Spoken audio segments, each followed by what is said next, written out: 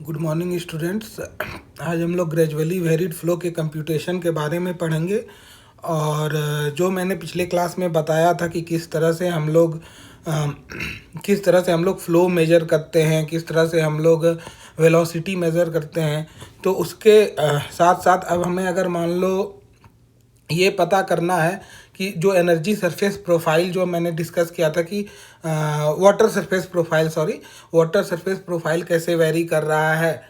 तो in general हमारा गोल होता है कि हम वाटर सरफेस प्रोफाइल को गेस कर लें, क्योंकि अगर हम उसे गेस कर लेते हैं तो उसके बाद हमें ये आसान हो जाता है निकालना कि किस पर्टिकुलर सेक्शन पे क्या फ़्लो का डेप्थ है। और जब हमें किसी पर्टिकुलर सेक्शन पे फ़्लो का डेप्थ पता हो जाता है तो हमें एक इंट्यूटिव आइडिया लग जाता है कि वहाँ पे फोर्स कितना होगा। जैसे मैं फ्लड का एग्जांपल दे रहा था, आपको अगर ऐसे आइडिया है कि यहाँ पे इतना फ्लड का डेप्थ है तो आप रफली एस्टिमेट कर सकते हो कि वो कितना आपके लिए इंटेंसिटी वाइज डेंजरस होगा या वो हार्मलेस होगा, समथिंग लाइक दैट। तो इस वजह से हमें वाटर सरफेस प्रोफाइल पता करना रहता है।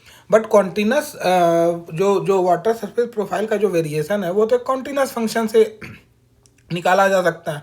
बट उसमें प्रॉब्लम ये है कि वो कोई स्ट्रेट फॉरवर्ड आंसर अगर आपको नहीं दे पाता है, या उसका जो आउटपुट फॉर्म है वो कॉम्प्लेक्स आ जाता है, कॉम्प्लेक्स इन द सेंस कि कंप्यूटेशनली कॉम्प्लेक्स आ जाता है, तो आपके लिए डिफ़िकल्ट हो जाता है। तो मैं पिछले क्लास में भी डिस्कस कर रहा था कि हम कुछ एजम्पशंस लेते हैं, थिंग्स सिंप्लीफाई करते हैं, और उसके बाद हम लोग वाटर सरफेस प्रोफाइल के बारे में एस्टिमेट करते हैं। तो अभी जो मैं आज के क्लास में स्टार्ट जो हमारा टॉपिक है वो है कि हम वाटर सरफेस प्रोफाइल को कंप्यूट करने के लिए कौन कौन से जनरली मेथड्स हैं। पहला मेथड है डायरेक्ट इंटीग्रेशन मेथड, जो चॉज मेथड भी कहलाता है। दूसरा है न्यूमेरिकल मेथड, जो डायरेक्ट स्टेप मेथड होता है। और तीसरा है ग्राफिकल मेथड। जनरली साइट पे अगर आप जाओगे तो जहाँ तक मुझे आइडिया है लोग ग्राफिकल मेथड्स बहुत यूज़ करते हैं। अगर आपको याद होगा, आपने जियो टेक्निकल इंजीनियरिंग में भी फोर्स वगैरह जो कैलकुलेट करते थे सॉइल के अंदर, वो कुछ जस्ट जागीज मेथड वगैरह कुछ था, वो ग्राफिकल मेथड हुआ करता था। उसी तरह हाइड्रोलॉजी में भी आपको मीन्स हाइड्रोलिक इंजीनियरिंग में भी आपको ग्राफिकल मेथड से कंप्यूटेशन किए जाते हैं। सो ये प्रेटी नॉर्मल है। बट अगर आप ग्राफिकल मेथड से जा रहे हो तो आपको क्या है कि अप्रोप्रिएट एग्जैक्ट सारे पॉइंट्स प्लॉट करने होते हैं, टू द स्केल प्लॉट करने होते हैं। तो हम लोग जो मैथ्स मीन्स जो एग्जाम्स में जनरली प्रेफर किया जाता है वो आपको फार्मूला बेस्ड क्वेश्चन आते हैं, तो आपको न्यूमेरिकल मेथड सबसे ज़्यादा पॉपुलर उस केस में है। तो यहाँ पे जो मैं आपको यहाँ पे जो मोस्ट पार्ट जो मैं फोकस करूँगा वो न्यूमेरिकल मेथड पे करूँगा, और उसका एक एग्जाम्पल भी करा दूँगा ताकि आपको वो चीज़ें आसान हो जाए। तो हमारे 3 मेथड कौन कौन से हुए? पहला हुआ डायरेक्ट इंटीग्रेशन मेथड, दूसरा हुआ न्यूमेरिकल मेथड, तीसरा हुआ ग्राफिकल मेथड। तो डायरेक्ट स्टेप मेथड में क्या है कि डायरेक्ट स्टेप मेथड में देखो सिंपलेस्ट न्यूमेरिकल प्रोसीजर है, क्योंकि ये न्यूमेरिकल प्रोसीजर है। और याद रखना ये जो है ग्रेजुअली वेरिड प्रोफाइल जो आपको कैलकुलेट करके देगा ये प्रिज्मेटिक सेक्शन में देगा। रिमेंबर आपको मैंने बताया था प्रिज्मेटिक सेक्शन क्या होता है, जो इस मीन्स स्पेस के according means with respect to space, किसी एक पर्टिकुलर एक्स पे या थोड़ा सा आगे बढ़ के दूसरे एक्स पे वो चैनल के डायमेंशंस चेंज नहीं होते, तो उसे हम लोग प्रिज्मेटिक चैनल कहते हैं। ठीक है, तो वो ये जो डायरेक्ट स्टेप मेथड है ये किस पे बेस्ड है? ये rate of change of energy is equal to S0 minus SF, where S0 is the bed slope, SF is the energy slope or friction slope। तो उसको इन्होंने जो DE मीन्स स्मॉल स्ट्रिप को इन्होंने डेल्टा E के terms में discretize करके present किया। तो आपका फाइनल फॉर्मुलेशन आ गया delta X equal to delta E upon S0 minus SF bar. अब SF बार क्या है वो आपको न्यूमेरिकल के थ्रू मैं समझा दूंगा, तो आपको चीज़ें और क्लियर हो जाएंगी। But SF bar is the average friction slope between the 2 points. ठीक है, अब एवरेज फ्रिक्शन स्लोप क्या है वो भी पता चल जाएगा आपको धीरे धीरे। तो डायरेक्ट स्टेप फॉर्मुलेशन का देखो आप मैं आपको जो डायग्राम दिखा रहा हूँ, डायग्राम से आपको चीज़ें समझनी होगी। आप अगर देख पा रहे हो तो फ्लो लेफ्ट से राइट की ओर जा रहा है, और हमने क्या किया, पूरे सेक्शन को डिस्क्रेटाइज कर दिया है मल्टीपल पार्ट्स में। ठीक है, आप यहाँ पे जो देख रहे हो ये y1 yn+1 yn इस तरह से बहुत सारे पार्ट्स में है। वाटर सरफेस प्रोफाइल है, हमें ये वाटर सरफेस प्रोफाइल जो ये कर्व है, ये हमें वाटर सरफेस प्रोफाइल का जो ये कर्व है हमें ये निकालना है, या जो भी फंक्शन बोलो। और इसके ऊपर एक एनर्जी लाइन है। मैंने बताया था आपको कि जो वेलोसिटी हेड है वो एग्जैक्टली आपको दिखता नहीं, बट वो एनर्जी का फॉर्म जो वाटर लेवल का डेप्थ है उसके ऊपर सरप्लस में v²/2g means depending upon the section v1²/2g v2²/2g ऐसे करके वो एग्जिस्ट करता है। अब यहाँ पे पूरा डेरिवेशन आपको मैंने नहीं सॉल्व करके बताया, क्योंकि वो आपके लिए नेसेसरी नहीं है। आपके लिए जो नेसेसरी है वो है ये फॉर्मूलेशन। क्या है formulation? Delta x, that is gap between the two places where you are trying to check the change in energy. जो एनर्जी आप चेंज जिस पर्टिकुलर डिस्टेंस के बीच, जिस पर्टिकुलर डिस्टेंस के लेफ्ट और राइट एंड पे आप एनर्जी चेक करना चाह रहे हैं, उसका फॉर्मूलेशन है del x equal to ei+1। i+1 मीन्स जो उस सेक्शन के अंत में जो एनर्जी है, और ei जो सेक्शन के स्टार्ट में एनर्जी है, ei+1 minus ei upon S0 minus SF bar. अब ये डायरेक्ट फॉर्मूलेशन आपको अभी पता नहीं चल रहा होगा कि इसका क्या यूज़ करेंगे, लेकिन सब्सिक्वेंटली आज के क्लास में मैं आपको वो न्यूमेरिकल कराऊंगा। तो जब आप न्यूमेरिकल करोगे तो आपको आइडिया लग जाएगा कि बेसिकली इसका क्या इस्तेमाल हमें करने को मिलेगा। अच्छा, ये तो मैंने डायरेक्ट स्टेप मेथड बताया। और दूसरा मेथड कौन सा? 3 मेथड बताए थे। पहला था डायरेक्ट स्टेप, दूसरा था डायरेक्ट इंटीग्रेशन, और तीसरा क्या था हमारे पास? ग्राफिकल। मैंने बोला ग्राफिकल यहाँ नहीं बताएंगे क्योंकि टू द स्केल उसको प्लॉट करना पड़ता है। वो बेसिकली साइट पे लोग यूज़ करते हैं, तो वहाँ पे आपको हो सकता है साइट पे यूज़ ना भी करें, बट जहाँ भी होगा उसका एक रेफरेंस मिलेगा, तभी आप कर पाओगे। तो यहाँ जो आपको मोस्टली पूछा जाता है वो डायरेक्ट स्टेप पूछा जाता है, बट डायरेक्ट इंटीग्रेशन भी समझ लेते हैं आखिर ये है क्या।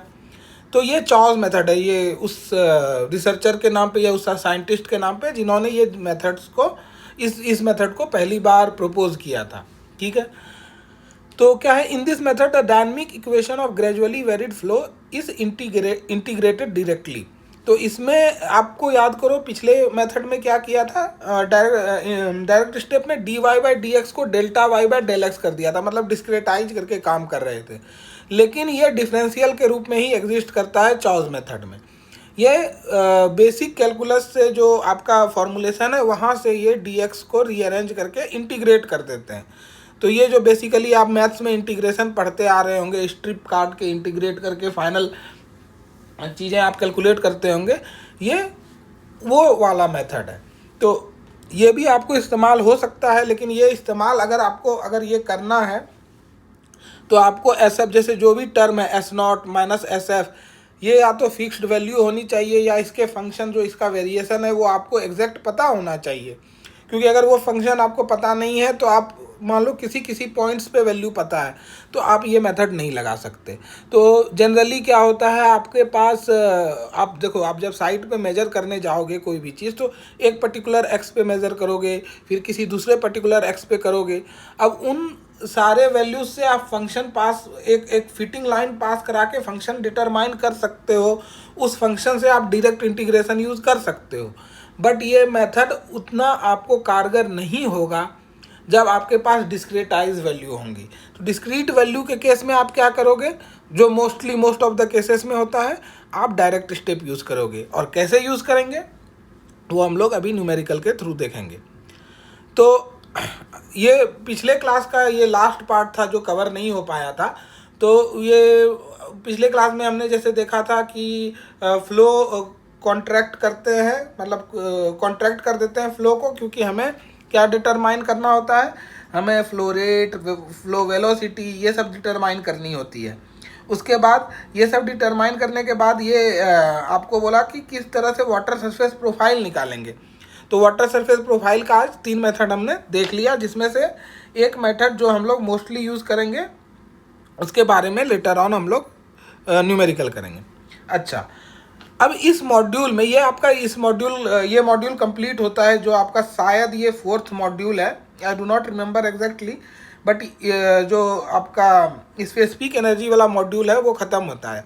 तो अब उसके सारे न्यूमेरिकल्स हम लोग एक एक करके देख लेते हैं कि कैसे बनाना है। पहला एग्जाम्पल, आपके पास पहला एग्जाम्पल है specific energy in A trapezoidal channel. ठीक है, ट्रेपेजॉइडल चैनल क्या हुआ भाई? ट्रेपेजॉइडल चैनल हुआ आपका, ट्रेपेजॉइडल चैनल हुआ ये ऐसे, वो थोड़ा ये रेगुलर नहीं बना, 1 मिनट रुक जाओ, इसको मैं रेगुलर बना दूं।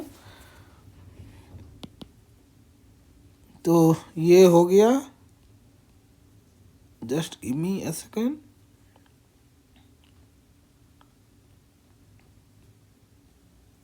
अच्छा छोड़ो, इसको मैं यहाँ से ऐसे बना देता हूँ। तो ये जो ट्रेपेजॉइडल चैनल, इसमें बोल रहा है 1 वर्टिकल इक्वल टू 1 हॉरिजेंटल। ये स्केल से नहीं बनाया है मैंने, मीन्स एकदम एग्जैक्ट नहीं है, लेकिन कह रहा है 1 वर्टिकल इक्वल टू 1 हॉरिजेंटल। तो जो हम लोग m यूज़ कर रहे थे हॉरिजेंटल और वर्टिकल के लिए, वो 1 हो जाएगा।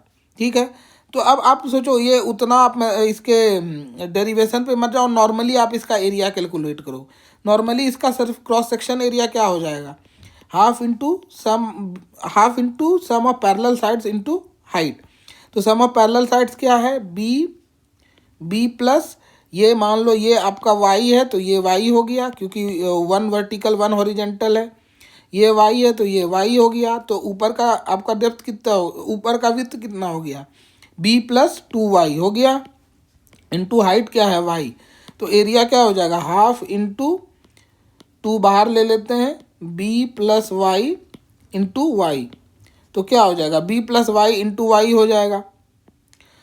तो ये एरिया तो आपको निकालने तो ये आता ही है, बट फिर भी मैंने आपको ऐसे ही दिखा दिया।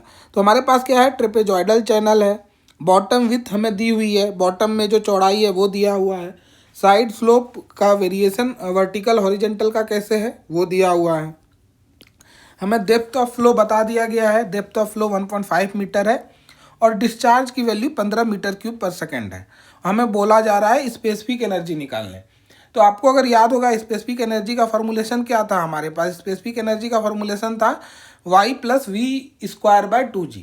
ठीक है, अब हमें स्पेसिफिक एनर्जी चाहिए y plus v square by 2g। इसके लिए वेलोसिटी निकालनी पड़ेगी हमें। ठीक बात, वेलोसिटी कैसे निकालेंगे, वेलोसिटी निकालने के लिए हमें फ्लो रेट मालूम है, क्रॉस सेक्शनल एरिया मालूम है, वहाँ से हम वेलोसिटी निकाल सकते हैं। तो आप देखो इसमें तो सिर्फ गिवन क्या क्या है क्वेश्चन में, इस स्लाइड में यही लिखा है। तो अब आप ट्रेपेजॉइडल सेक्शन का कैसे निकालोगे एरिया, तो एरिया निकाला आपने b plus m y into y. आप अगर वो नॉर्मली कैलकुलेट करोगे जियोमेट्री से तो भी यही आएगा, और अगर किसी ने पुराने डेरिवेशन से फॉर्मूला याद रख लिया है तो वो भी आपको पता है। ऐसे हमारे केस में भी आया ना, b plus m y into y. तो हमने यहाँ से एरिया कैलकुलेट किया, एरिया आ गया 11.25 मीटर स्क्वायर। ठीक, अब जब हमें एरिया मालूम चल गया, हमें फ्लो रेट मालूम है, तो हम यहाँ से वेलोसिटी निकाल लेंगे। तो वेलोसिटी अगर आप कैलकुलेट करोगे इस पर्टिकुलर क्वेश्चन के लिए, तो इस पर्टिकुलर क्वेश्चन के लिए हमारी वेलोसिटी आती है 1.33 मीटर पर second. Okay, once you know the velocity, the only thing that you require is calculating specific energy.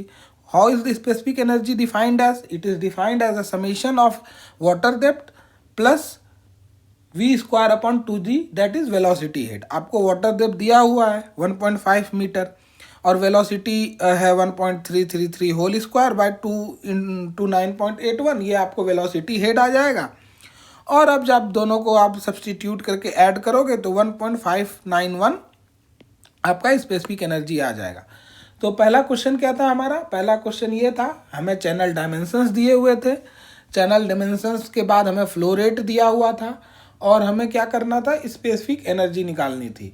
Specific energy हमने कैसे निकाला, नॉर्मल फॉर्मूलेशन जो है y plus v square by 2g, उस फॉर्मूलेशन में हमें वेलोसिटी चाहिए थी, हमारा मेन गोल था वेलोसिटी निकालना। वो कैसे निकल गया हमारा, फ्लो डेप्थ और चैनल डायमेंशंस के एरिया, चैनल डायमेंशन से जो एरिया कैलकुलेट किया था वहाँ से वेलोसिटी आ गई।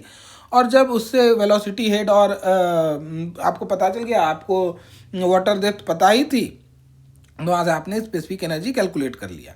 अच्छा, दूसरा क्वेश्चन, नेक्स्ट क्वेश्चन है हमारे पास अल्टरनेट डेप्थ के बारे में, और वो रेक्टेंगुलर चैनल।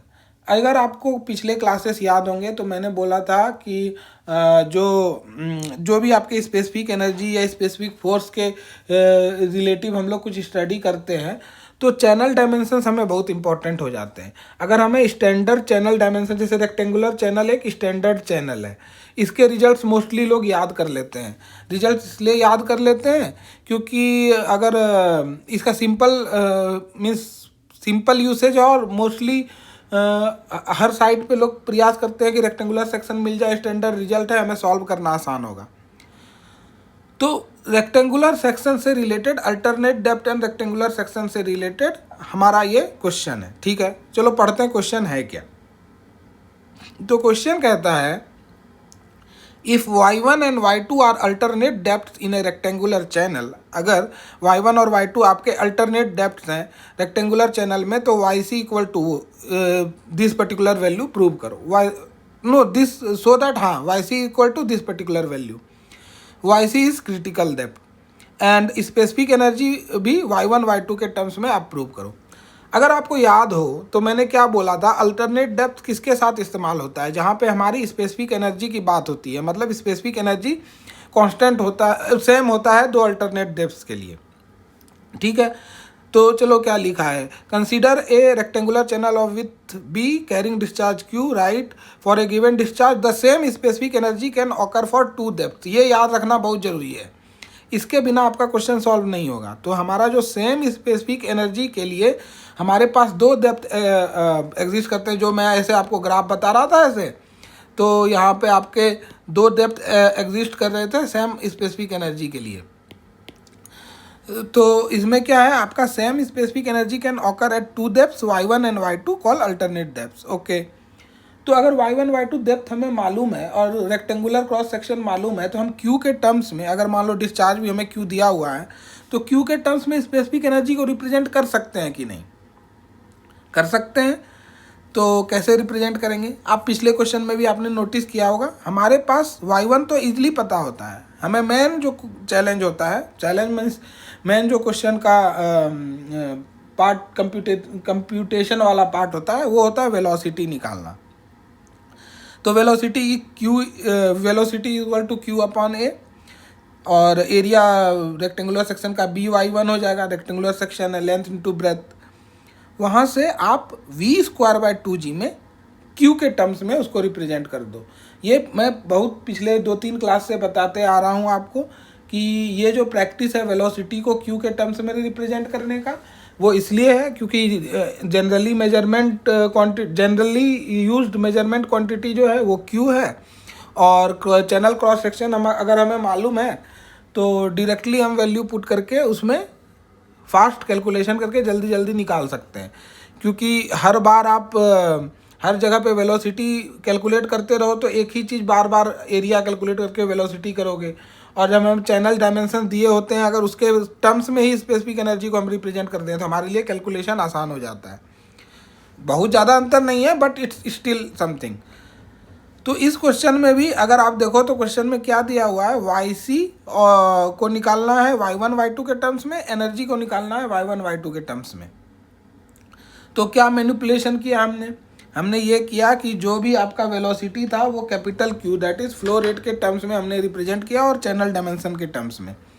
तो E1 की वैल्यू आ गई y1 plus q² upon 2gb² y1²। अब रेक्टेंगुलर सेक्शन के लिए ये रिजल्ट्स मैंने आपको, ये रिजल्ट जो है मैं आपको पहले बोला था मैंने याद करने के लिए, q²/g इक्वल टू yc³ है, उस समय बताया था। तो q²/g raise to the power 1/3 equal to yc। अब ये रिजल्ट यहाँ इस्तेमाल हो जाएगा हमारे पास। तो जो हमारा कैपिटल Q का टर्म था उसको आप स्मॉल q के टर्म्स में रिप्रेजेंट कर सकते हो। आपको पता है capital Q upon B equal to small q that is flow rate per unit with. उस रिजल्ट का इस्तेमाल करके हमने E1 को दोबारा प्रेजेंट किया yc के टर्म्स में। ठीक है, तो E1 हो गया आपका y1 plus yc whole cube upon 2y1 का होल स्क्वायर जो भी। सिमिलर फैशन में ये तो आपने ये सेक्शन 1 के लिए कैलकुलेट किया, अब इसको आप सेक्शन 2 के लिए भी रिप्रेजेंट कर सकते हैं। तो जब आप इसको सेक्शन 2 के लिए रिप्रेजेंट करेंगे तो y1 रिप्लेस हो जाएगा y2 से और कोई ज़्यादा चेंज नहीं होगा। अच्छा, अब देखो मेन पॉइंट जो है इस क्वेश्चन का वो है क्या, अल्टरनेट डेप्थ आपको दिया हुआ था और मैंने क्या क्वेश्चन स्टार्ट करते ही क्या बोला, अल्टरनेट डेप्थ का मतलब ही होता है कि सेम स्पेसिफिक एनर्जी वाले दो डेप्थ। अच्छा, तो सेम स्पेसिफिक एनर्जी के दो डेप्थ हैं तो हम यहाँ पे क्या प्रॉपर्टी इस्तेमाल कर सकते हैं, प्रॉपर्टी ये इस्तेमाल कर सकते हैं कि सेक्शन 1 के लिए जो हमने स्पेसिफिक एनर्जी का टर्म निकाला y1 के टर्म्स में, yc के टर्म्स में, उसको हम डायरेक्टली इक्वेट कर सकते हैं सेक्शन 2 के एनर्जी के टर्म्स में। वही काम हमने यहाँ पे किया। आप देखो लेफ्ट हैंड साइड में सेक्शन 1 का जो specific energy represented in terms of y1 as well as critical depth yc, and on the right hand side what you have the water depth of second section as well as the velocity head represented in terms of critical depth as well as y2 that is depth at the second cross section। अच्छा, जब हमें ये result मालूम हो गया उसके बाद सिर्फ सिंप्लीफिकेशन है, एक तरह से किस तरह से उसको आप प्रेजेंट करेंगे, जो मैथ्स में नहीं करते थे थ्योरम प्रूव करने के लिए कुछ, तो वो एक तरह से आप थोड़ा उसको सिंप्लीफाई करो, मॉडिफाई करो और वहाँ से आपका ये टर्म आ जाएगा। उसमें yc कॉमन लिया तो 1/y2 square minus 1/y1 square आ गया। यहाँ से आप जब कैलकुलेट करोगे तो लास्ट जो टर्म आ रहा है यहाँ देख रहे हो जो मैंने अभी टिक किया, y1 minus y2 equal to yc whole cube upon 2 उधर y1 माइनस y2 और y1 प्लस y2 का एक टर्म आ गया। अब ये दोनों कैंसिल हो जाएंगे और कैंसिल होके फाइनल आपको ये रिजल्ट मिल जाएगा। ठीक है, तो this is required relation for critical depth in terms of alternate depth. अब ये हमने रेक्टेंगुलर सेक्शन के लिए प्रूव कर दिया। अब क्वेश्चन का दूसरा पार्ट क्या कहता है, क्वेश्चन का दूसरा पार्ट कहता है कि आपको यहाँ पे स्पेसिफिक एनर्जी का भी एक्सप्रेशन निकालना है। अभी तो आपने सिर्फ क्रिटिकल आपने देखो अभी नहीं क्या किया, क्रिटिकल डेप्थ का कैलकुलेशन किया y1 y2 के टर्म्स में। अब हमें स्पेसिफिक एनर्जी को भी एक पर्टिकुलर फॉर्म में रिप्रेजेंट करना है। ठीक, कैसे रिप्रेजेंट करेंगे, तो स्पेसिफिक एनर्जी लिखते कैसे हैं, E equal to y1 upon yc का whole cube upon 2y1 whole square, जो y1 सेक्शन के लिए। और अब इस इक्वेशन पे अभी जो क्रिटिकल डेप्थ की हमने वैल्यू कैलकुलेट की थी वो इस पे सब्स्टिट्यूट कर देंगे। जब इस पे सब्स्टिट्यूट करेंगे तो हमारा सिंप्लीफिकेशन के बाद जो टर्म आएगा वो आएगा E equal to y1 square plus y1 y2 plus y2 square upon y1 plus y2। अब ये क्वेश्चन कराने का मेरा क्या पर्पस था, पर्पस ये था कि रेक्टेंगुलर सेक्शन के स्टैंडर्ड रिजल्ट आपको याद होने चाहिए। अगर आप कोई कॉम्पिटिटिव एग्जाम की तैयारी कर रहे हो जैसे गेट, इंजीनियरिंग सर्विसेज या स्टेट इंजीनियरिंग सर्विसेज, तो आपको ये डायरेक्ट क्वेश्चन आ जाता है और हो सकता है आपको आपके यूनिवर्सिटी के एग्जाम्स में भी ये क्वेश्चन डायरेक्ट आ जाए। ऑल्दो देयर आर चांसेस कि वो प्रूफ आपसे पूछ लें, but that are very feeble, मतलब आपको प्रूफ बहुत रेयर पूछा जाएगा। अकॉर्डिंग टू माई अंडरस्टैंडिंग आपको फॉर्मूला पता होना चाहिए। तो आप ये दो स्टैंडर्ड रिजल्ट जो मैंने अभी यहाँ पे बॉक्स में रखे हैं, एक तो स्पेसिफिक एनर्जी का और एक क्रिटिकल डेप्थ का। अब देखो यहाँ लेकिन ध्यान रखना ये रेक्टेंगुलर चैनल के लिए है। अब ये मत है कि ये मत कर देना ये ट्रायंगुलर सेक्शन दिया हुआ और सेम यही फार्मूला लगा दिया, वो उसके लिए वैलिड नहीं होगा। ये पर्टिकुलरली जो फार्मूलेशन डेवलप किया गया है ये रेक्टेंगुलर सेक्शन के लिए ही किया गया है। ठीक है, हमारा ये पार्ट सेकेंड क्वेश्चन भी कंप्लीट हुआ। अभी तक हमने दो क्वेश्चन क्या क्या किए, पहले में सिर्फ स्पेसिफिक एनर्जी का कैलकुलेशन दिखा, सिंपल कुछ नहीं था, सिर्फ वेलोसिटी निकाला, वेलोसिटी हेड निकाला, वाटर डेप्थ के साथ ऐड किया, स्पेसिफिक एनर्जी आ गई। दूसरे क्वेश्चन में हमने एक डेरिवेशन का क्वेश्चन किया। डेरिवेशन के क्वेश्चन में हमारे पास क्या था, डेरिवेशन के क्वेश्चन में हमें बताया गया, वो बोला गया था कि रेक्टेंगुलर सेक्शन है, अल्टरनेट डेप्थ्स दिए हैं y1 और y2। अब आपको यहाँ पे क्रिटिकल एनर्जी के लिए एक सिंप्लीफाइड y1 y2 के टर्म्स में एक सिंप्लीफाइड इक्वेशन निकालना है और स्पेसिफिक एनर्जी के लिए भी y1 y2 के टर्म्स में एक सिंप्लीफाइड इक्वेशन निकालना है। तो ये क्यों निकाला था, ये मैंने बोला कि ये स्टैंडर्ड रिजल्ट है, आप इसको याद कर सकते हैं। तो ये दो प्रॉब्लम हमारे पहले दो पार्ट्स को कवर करता है। तीसरा है हमारे पास with contraction and bed elevation change. अब आपको याद करो कि जब हम लोग सडन कॉन्ट्रैक्शन वगैरह पढ़ रहे थे, तो आपको क्या ग्रेजुअल कॉन्ट्रैक्शन सडन कॉन्ट्रैक्शन पढ़ रहे थे, तो आपको बताया था कि कॉन्ट्रैक्शन करते क्यों हैं। कॉन्ट्रैक्शन इसलिए करते हैं कि हम क्रिटिकल डेप्थ के आसपास डेप्थ अचीव, क्रिटिकल डेप्थ ही एक्चुअली हम अचीव कर पाएँ। और क्रिटिकल डेप्थ के लिए हमारे पास फॉर्मुलेशंस पहले से डिराइव्ड है, जो मैंने पिछले क्लासेस में कराए हैं।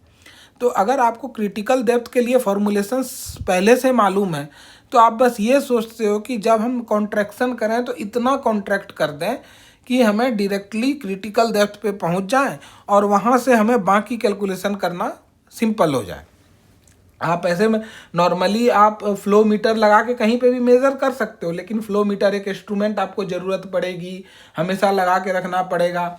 और अगर क्रिटिकल डेप्थ पे अगर हमने फ्लो को पहुंचा दिया, स्टैंडर्ड रिजल्ट मालूम है, हम वहाँ से सिंपली कैलकुलेट कर लेंगे। तो हमारा एक गोल होता है कि किस तरह से हम लोग विथ कॉन्ट्रैक्ट करके क्यू मेजर करें, जो पहले भी मैंने डिस्कस किया था। तो चलो उससे रिलेटेड एक क्वेश्चन देख लेते हैं ताकि अंडरस्टैंडिंग और क्लियर हो जाए हमारा।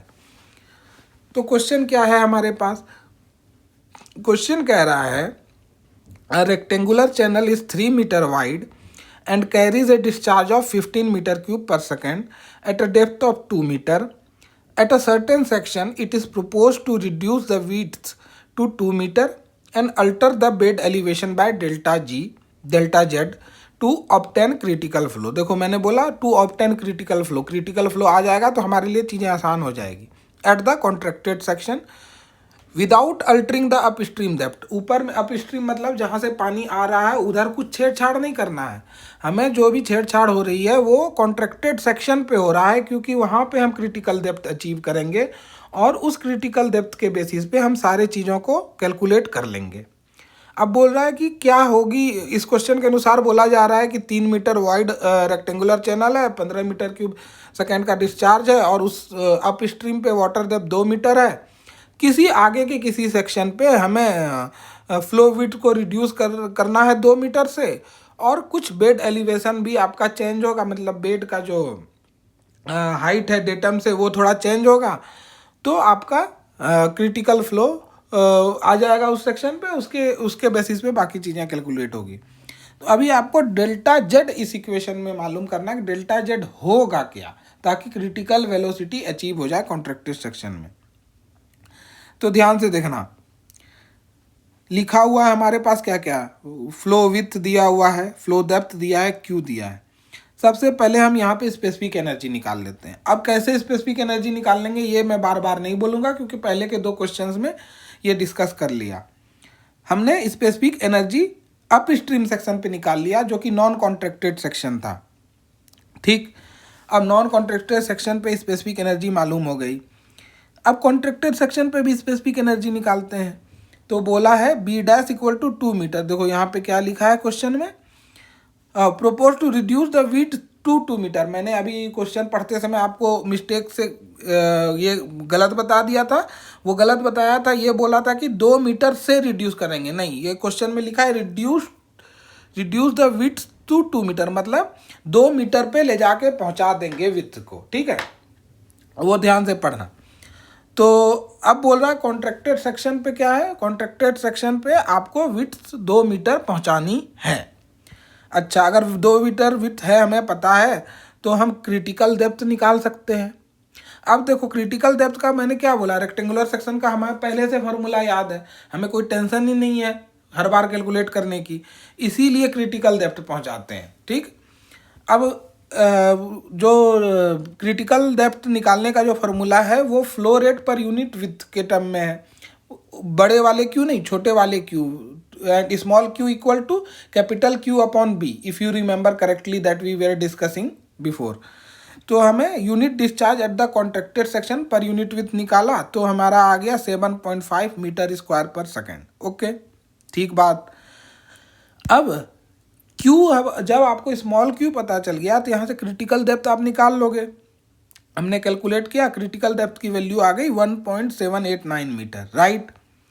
अब स्पेसिफिक एनर्जी एट सेक्शन 1 पता था आपको, स्पेसिफिक एनर्जी एट सेक्शन 2 कैसे निकलेगा? आपके पास Y C dash plus V C square by 2g कर देंगे तो हमारा स्पेसिफिक एनर्जी आ जाएगा।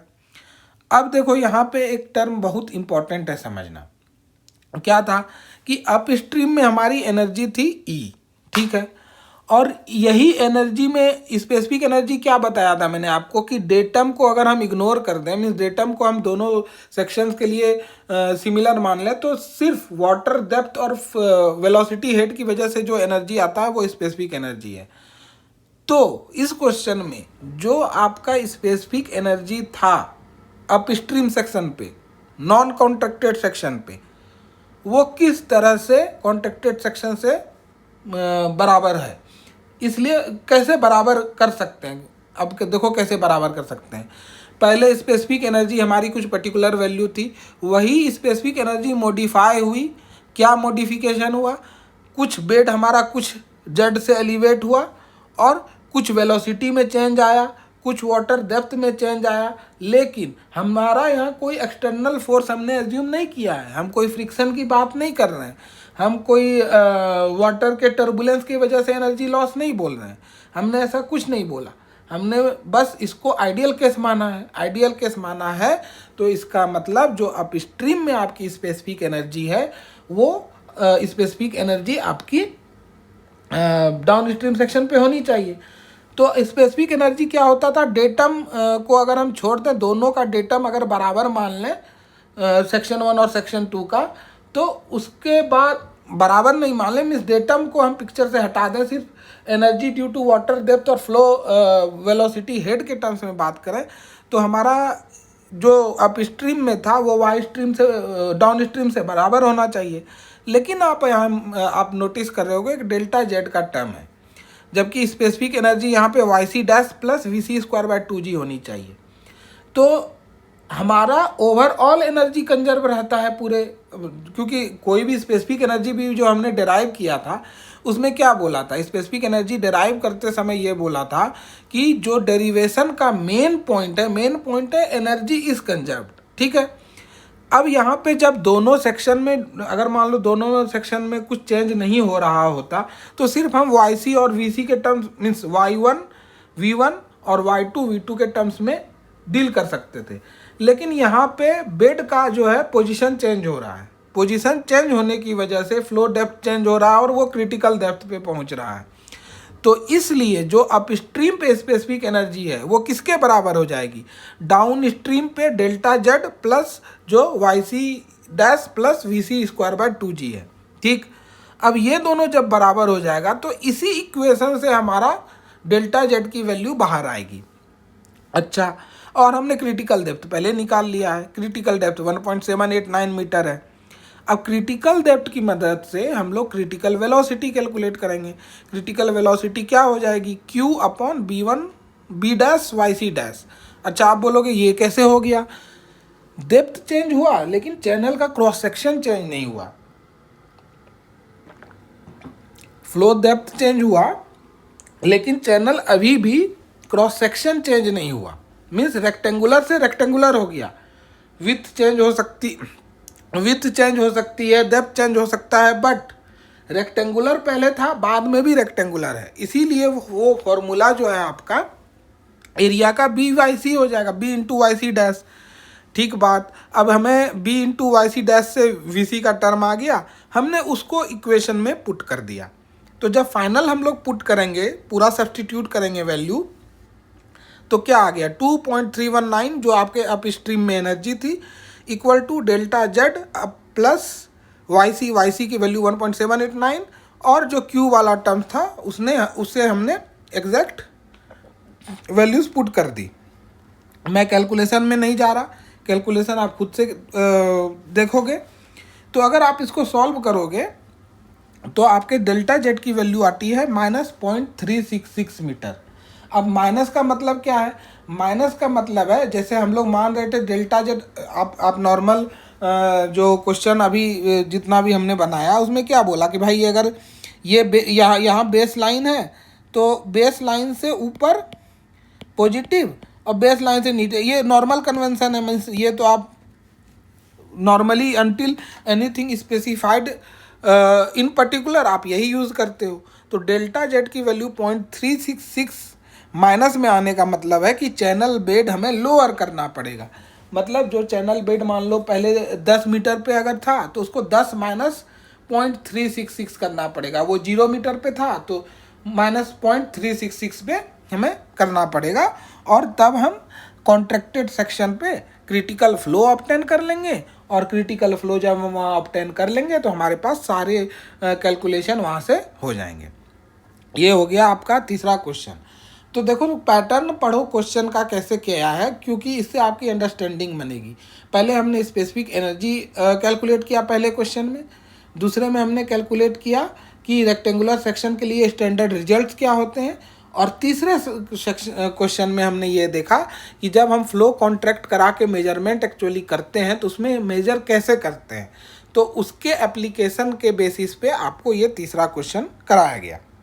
अब सिमिलर एक और क्वेश्चन करते हैं, सिमिलर था, क्योंकि ये जो आपका कॉन्ट्रैक्ट करके सेक्शन को ये साइट्स पे भी यूज़ होता है और इससे क्वेश्चन अच्छे बनते हैं।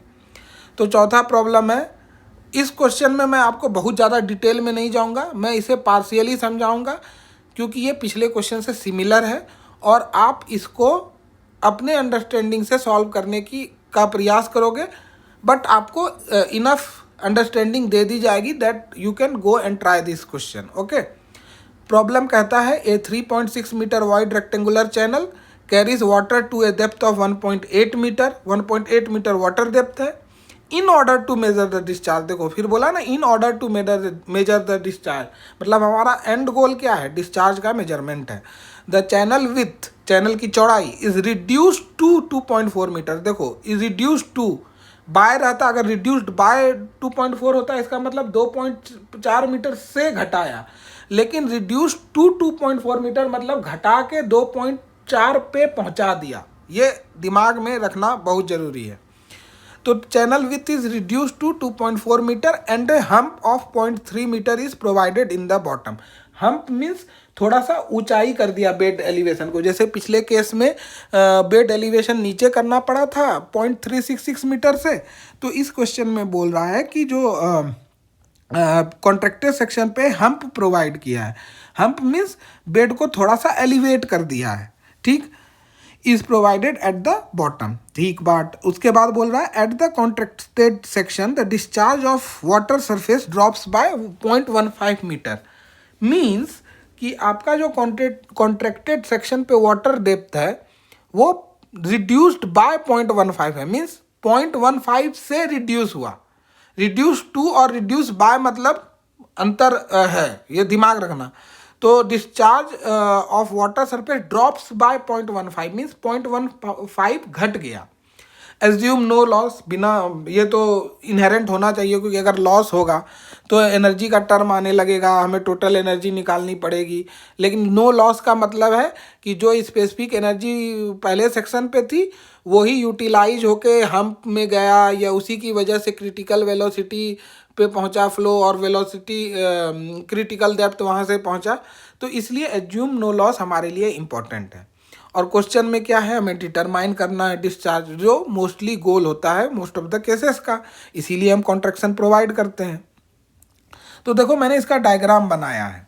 अगर आप सेक्शन 1 पे देखो तो जो बेड है, बेड से 1.8 मीटर के हाइट पे आपका फ्लो डेप्थ है, और वेलोसिटी हेड कितना हो गया, means velocity head v1 square upon 2g हो गया। तो जो आपको ये लाइन दिख रही है, ये लाइन जो है ये टोटल एनर्जी लाइन है, क्योंकि एनर्जी में कोई लॉस नहीं है, इसलिए देख लो ये यूनिफॉर्म है सेक्शन 1 और सेक्शन 2 के बीच में, ठीक। अब जब हम कॉन्ट्रैक्टेड सेक्शन की बात करेंगे तो कॉन्ट्रैक्टेड सेक्शन पे हमारा फ्लो डेप्थ हो गया y2। अब बोला था कि भाई हमारा हम्प दिया है, हम्प मतलब बेस लाइन से, देखो ये जो आपका बेस लाइन था इससे 0.3 मीटर हम ऊपर चले गए क्योंकि वो हम्प लिखा था। और बोला कि जो आपका 0.15 से वाटर डेप्थ रिड्यूस हो गया, जो वाटर डेप्थ यहाँ पे थी वो घट के वाटर डेप्थ यहाँ पे आ गई, और रिडक्शन कितना था 0.15 मीटर। अब बोल रहा है आपको यहाँ से निकालने के लिए, देखो अब ये वाला टर्म हो जाएगा आपका v2²/2g वेलोसिटी हेड, क्योंकि वाटर डेप्थ के ऊपर उसको मानते हैं। अब देखो डायग्राम से पिछले क्वेश्चन और इस क्वेश्चन को आप आराम से रिलेट भी कर सकते हो। अब ये एनर्जी जो एग्जैक्ट है, ये एनर्जी इस एनर्जी के बराबर होगी, आप देख रहे हो डायग्राम से, तो ये बराबर होगी तो क्या लिख सकते हैं 0.3 + y2 plus 0.3 + y2 plus v2²/2g equal to v1²/2g plus 1.8। ठीक, अब ये हम कैसे निकालेंगे, तो ये ऐसे निकालेंगे कि यहाँ पे देखो, अब उसी डायग्राम का मैंने इस्तेमाल किया है, ये तो आपका जो गिवन इन क्वेश्चन है ये मैंने आपको अभी समझा ही दिया। एनर्जी इक्वेशन दोनों के बीच के स्पेसिफिक एनर्जी के साथ हम बात करते हैं। तो हमारा क्या था, क्योंकि टोटल एनर्जी लाइन में यहाँ पे मान रहा हूँ, तो स्पेसिफिक एनर्जी का डिफिनेशन होता था कि डेटम को पिक्चर से निकाल दो और जो वाले टर्म बचेंगे आपके एनर्जी के लिए वो स्पेसिफिक एनर्जी होगा।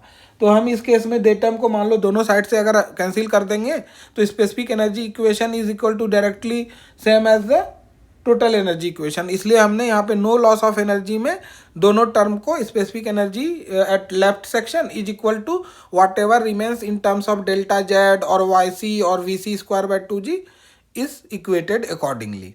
अच्छा, अब इस डायग्राम से हमने क्या देखा, y1 equal to delta Z plus y2 plus 0.15। देखो यहाँ देखते हैं y1 equal to delta Z plus y2 plus 0.15। ठीक, तो वही चीज़ हम यहाँ पे उस इक्वेशन का इस्तेमाल करेंगे। तो हमारा उस इक्वेशन की वजह से क्या आ गया, y1 इक्वल टू, देखो ये इरेज हो गया, y1 equal to delta Z plus y2 plus 0.15।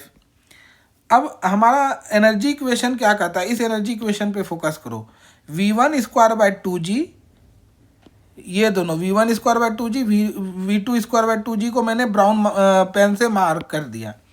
अब हमारा क्या क्या टर्म बचा है, y1 डेल्टा जेड और y2। अच्छा, इसका रिलेशन क्या था हमारे पास, रिलेशन ये था कि y1 इस इक्वेशन को देखो यहाँ मैं प्रोसेस कर रहा हूँ, y1 minus delta Z minus y2 equal to 0.15। ठीक है, ये था।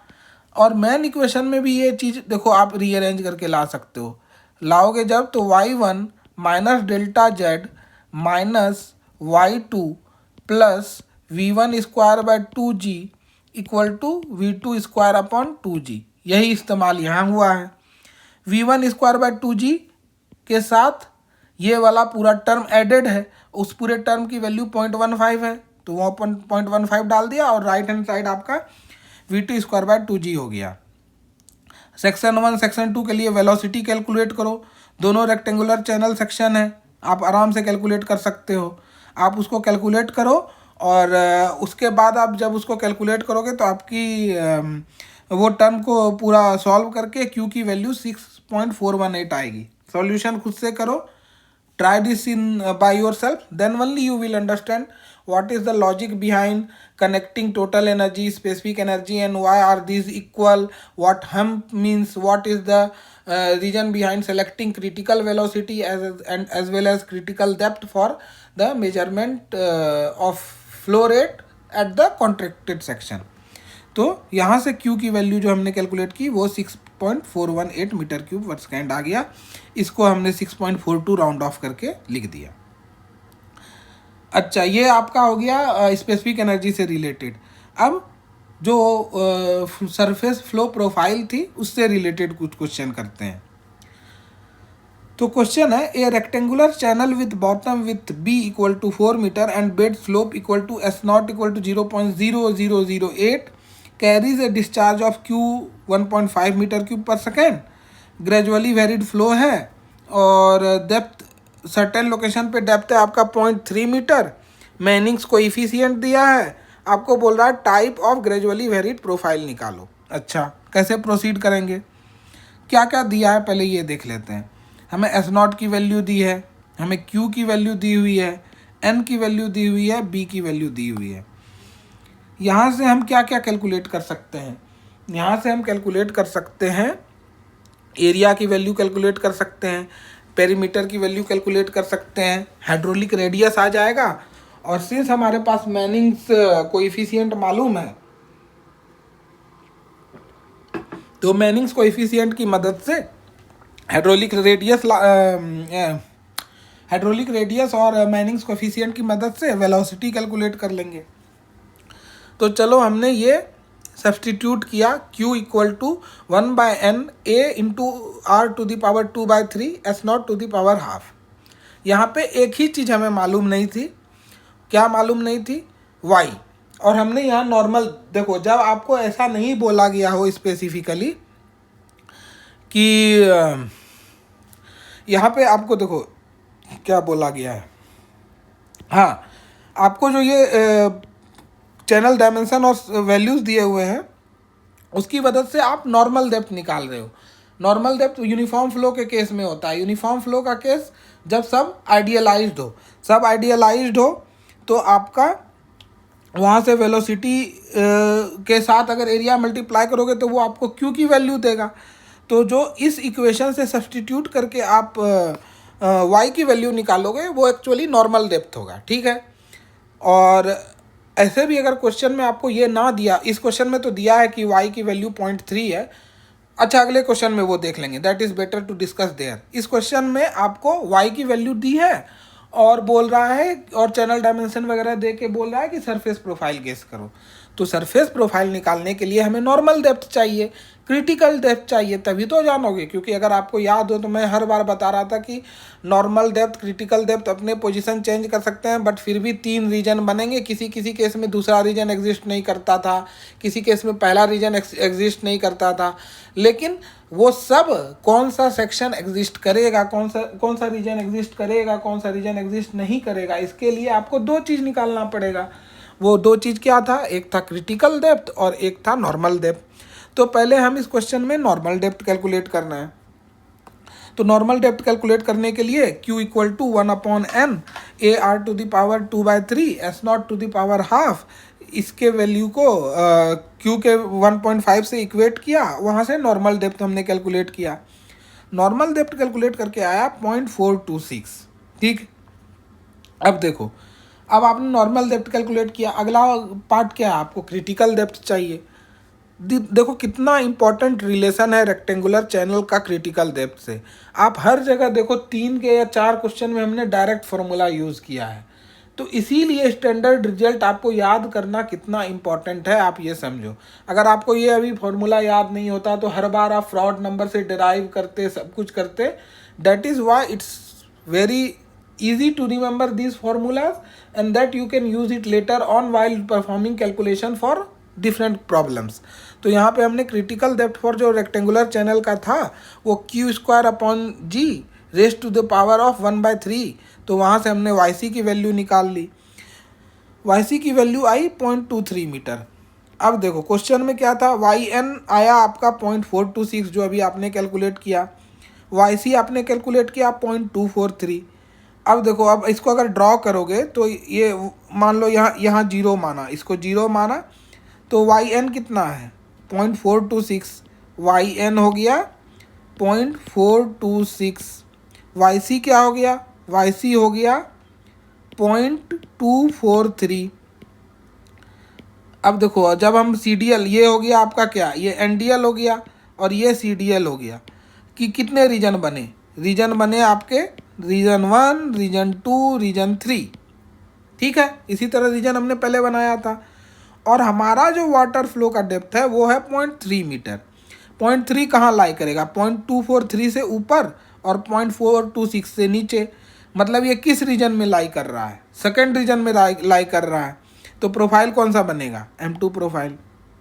देखो क्वेश्चन कितना ईजी है।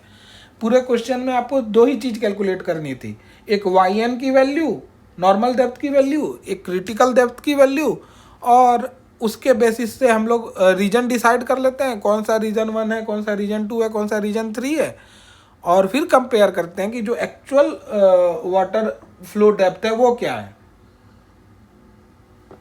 जब वो तो क्वेश्चन में दिया हुआ था, तो वहाँ से आप डिसाइड कर लेते हो कि वो किस रेंज में लाइक कर रहा है, वहाँ से प्रोफाइल गेस कर लेते हो। So this is the way we calculate profile. अब एक और क्वेश्चन प्रोफाइल पे करते हैं, क्योंकि प्रोफाइल पे क्वेश्चन आ सकते हैं आपके लिए। तो दूसरा क्वेश्चन है gradually varied profiles for change in bed slope. ठीक, इसमें भी रेक्टेंगुलर चैनल सेक्शन है, विथ 4 मीटर है, Manning's equation, Manning's roughness coefficient दिया हुआ है, क्यू की वैल्यू दी हुई है। ठीक, अब हमें क्या डिटरमाइन करना है, हमें 2 possible gradually varied profile determine करना है। अब आप देखो पिछले केस में बस हमें एक पर्टिकुलर सेक्शन के बारे में दिया हुआ था, उसमें आप बस डिसाइड किए कि मतलब आपने एस्टिमेट किया कि फ्लो कहाँ हो रहा है और उसके बेसिस पे आपने प्रोफाइल गेस कर लिया।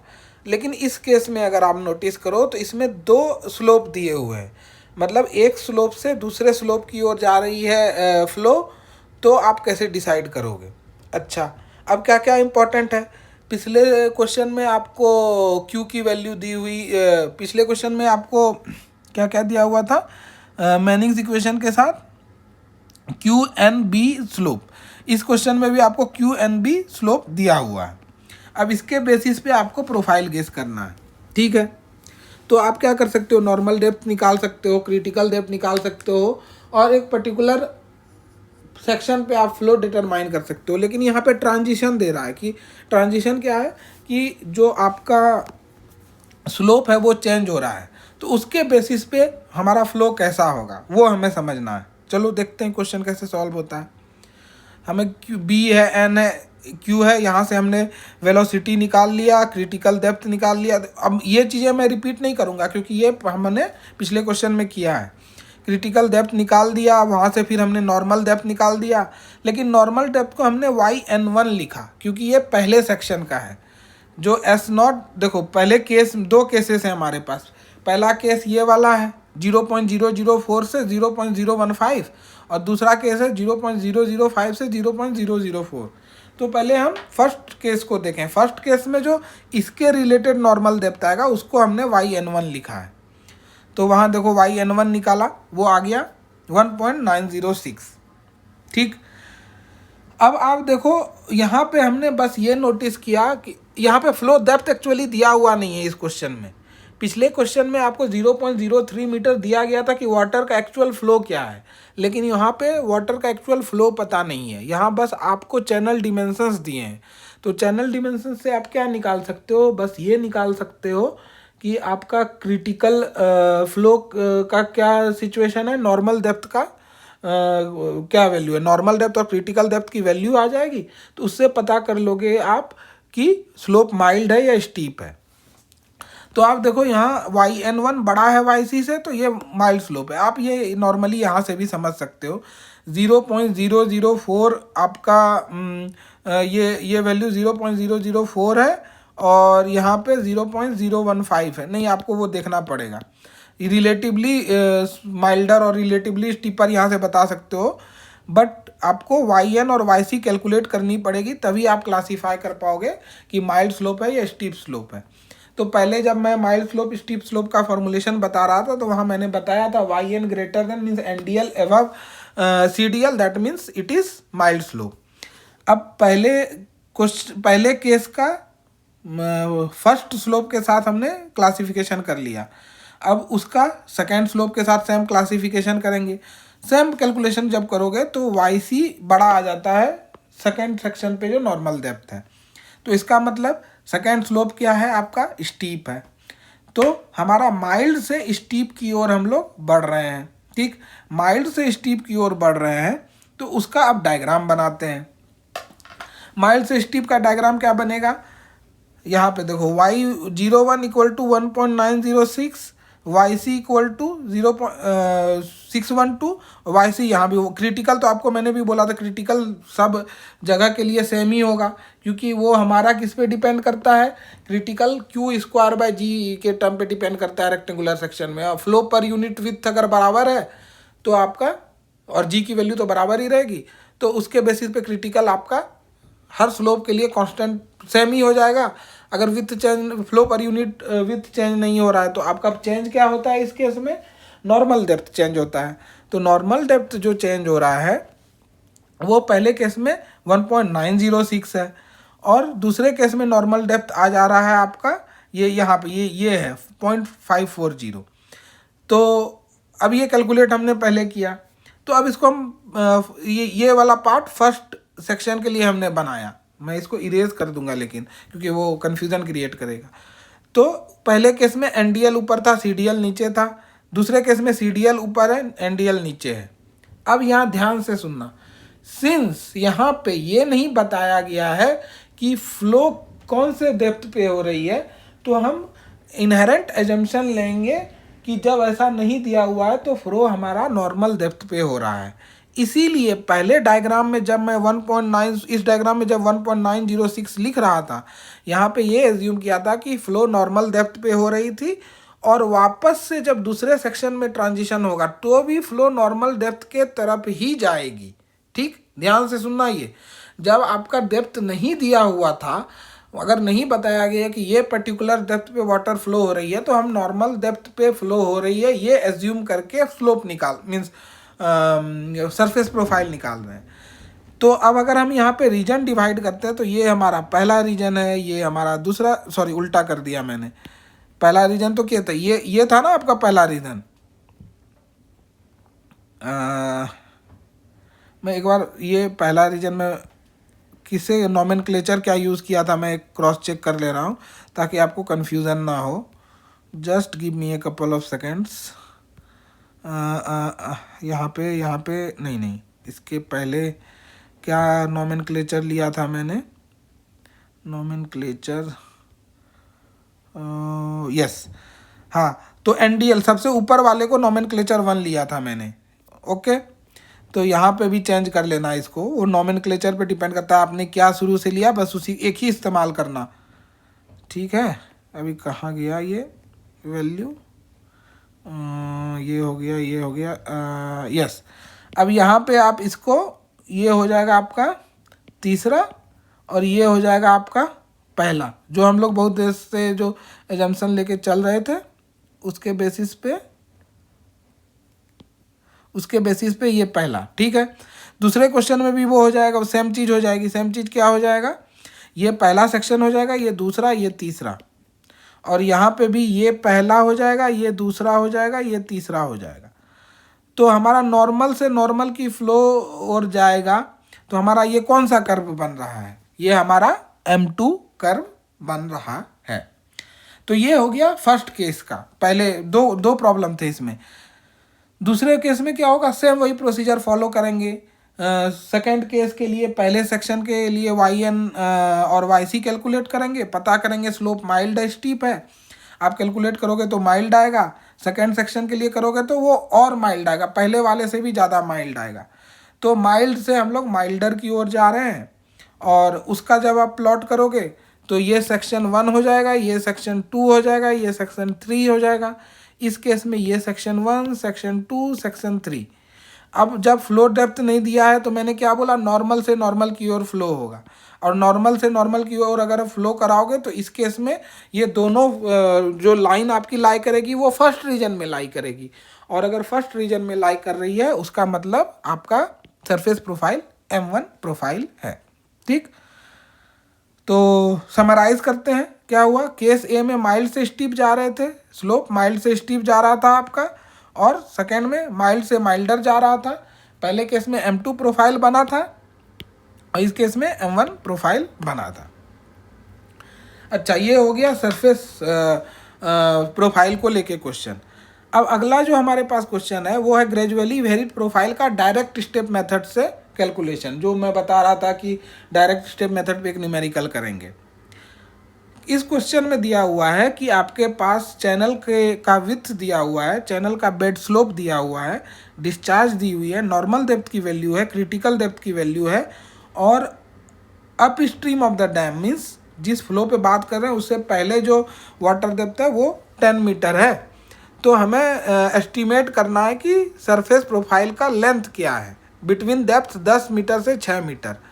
अब देखो 10 मीटर जहाँ पे फ्लो डेप्थ है, वाटर डेप्थ, और जहाँ पे 6 मीटर फ्लो डेप्थ है, इन दोनों के बीच का एक्स क्या है, डेल्टा एक्स क्या है, बेसिकली वो कैलकुलेट करना है। और हमें बोला गया है क्वेश्चन में कि स्टेप साइज 2 मीटर का लो, मतलब जो इंटीग्रेशन करोगे, मीन्स आप जो डायरेक्ट स्टेप मेथड के जो सेक्शंस काटोगे, जो i+1 करके मैं बता रहा था, वो 2-2 मीटर का काटोगे। ठीक, तो ये सारे जो भी आपको ये वैल्यू दी गई है, इससे आप क्या निकाल सकते हो, आप सिर्फ इससे वेलोसिटी निकाल सकते हो। हमने वेलोसिटी निकाला, वेलोसिटी की वेलोसिटी हमने निकाला नहीं, हम बेसिकली सिर्फ क्यू निकाल के हम लोग रह गए, मीन्स डिस्चार्ज पर यूनिट निकाल के रह गए।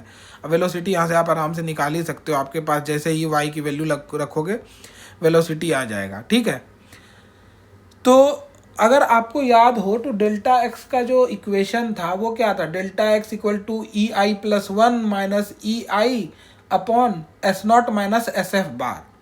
S0 तो डायरेक्ट बेड स्लोप होती है, जो आपको क्वेश्चन में यहाँ पे लिखा हुआ है, S0 डायरेक्ट दिखा हुआ है आपको। E1 और E2 एनर्जी है, हमें टोटल एनर्जी निकालनी पड़ेगी। और SF बार क्या था, फ्रिक्शन स्लोप था। फ्रिक्शन स्लोप क्या होता है, जो 1/n/r⁴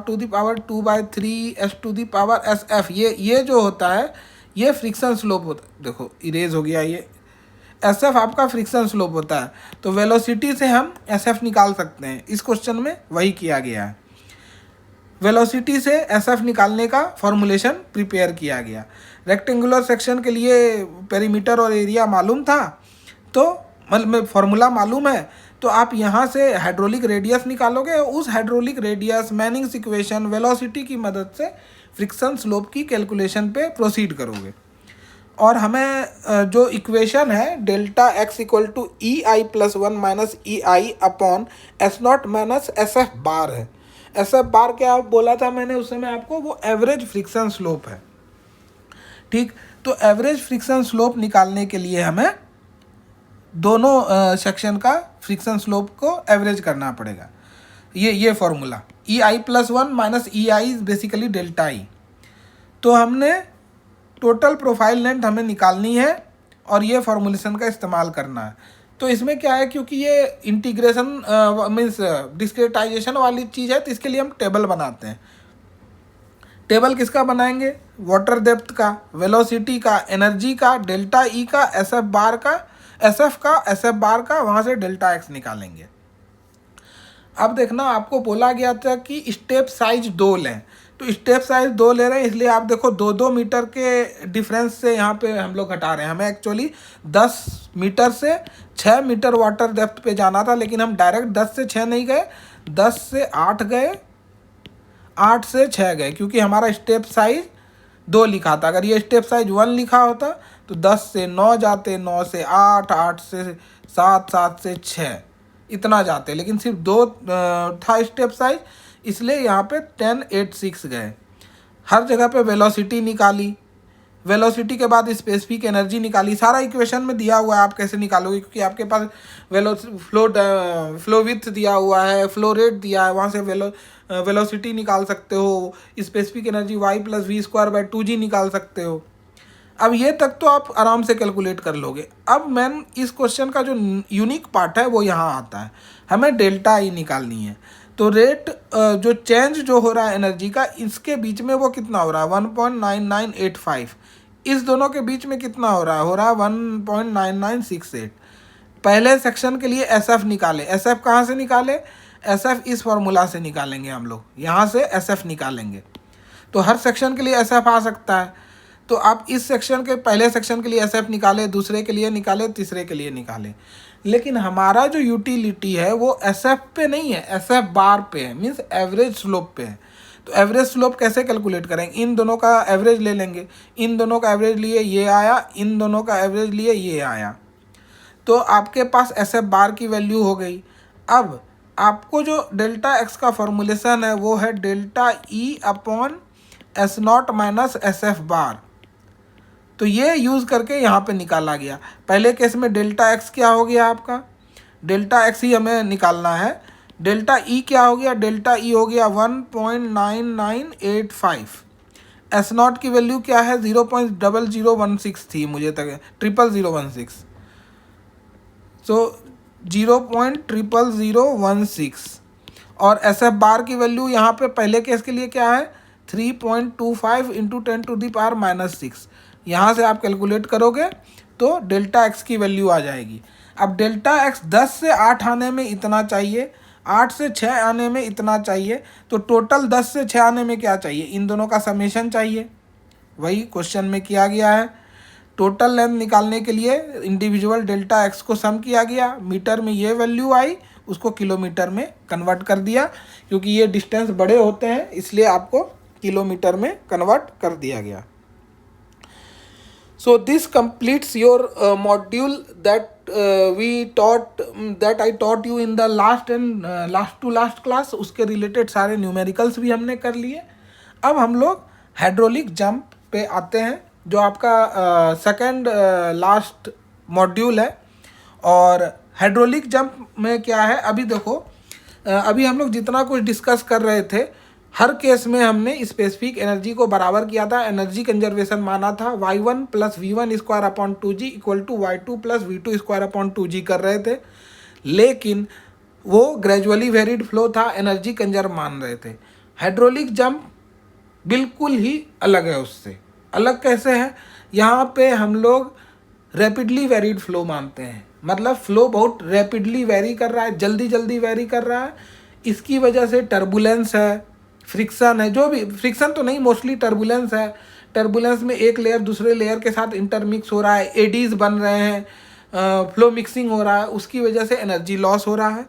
तो अब यहाँ पे आपको कोई भी ये चीज़ मैंने इंट्रोडक्शन के मीन्स जब मैं ओवरऑल फ्लो टाइप्स को बता रहा था उस समय मैंने ये समझाया था कि रैपिडली वेरी फ्लो में आपका क्या हो जाएगा, रैपिडली वेरी फ्लो में एनर्जी कंजर्व नहीं रहेगा, इसलिए हम लोग मोमेंटम वाले इक्वेशन पे जाते हैं और स्पेसिफिक फोर्स के बेसिस पे यहाँ पे फ्लो पैरामीटर्स एस्टिमेट करते हैं। और सिंस हमारा फ्लो वेरी कर रहा है तो यहाँ पे आपको मीन्स रैपिडली फ्लो वेरी कर रहा है तो आपको हाइड्रोलिक जंप मिलेगा। हाइड्रोलिक जंप क्या होता है, हाइड्रोलिक जंप एक्चुअली होता है वाटर डेप्थ का जंप होना। छोटे डेप्थ से वाटर बड़े डेप्थ पे चला गया अचानक से, तो अचानक से मीन्स बहुत छोटे स्पैन में हो गया, बहुत छोटे एक्स में हो गया, तो वो हाइड्रोलिक जंप के अंदर आता है। बाकी अभी जैसे जैसे पढ़ते जाएंगे समझ लेंगे। तो रैपिडली वेरी फ्लो का क्या है, in rapidly varied flow the flow depth changes abruptly within a very short distance. Stream lines have large curvature. Stream lines large curvature क्या बोलना चाह रहा है, अगर मान लो फ्लो ऐसे जा रहा था, स्ट्रीम लाइन ऐसे जाएगा, एकदम सीधा सीधा जा रहा है, लेकिन मान लो ये उबड़ खाबड़ रास्ता है तो पानी ऐसे गया, ऐसे जाएगा, ऐसे जाएगा। तो स्ट्रीम लाइन का आप देख रहे हो, स्ट्रीम लाइन का जो शेप है वो बहुत कर्वेचर है, मीन्स बहुत टेढ़ा मेढ़ा सा है।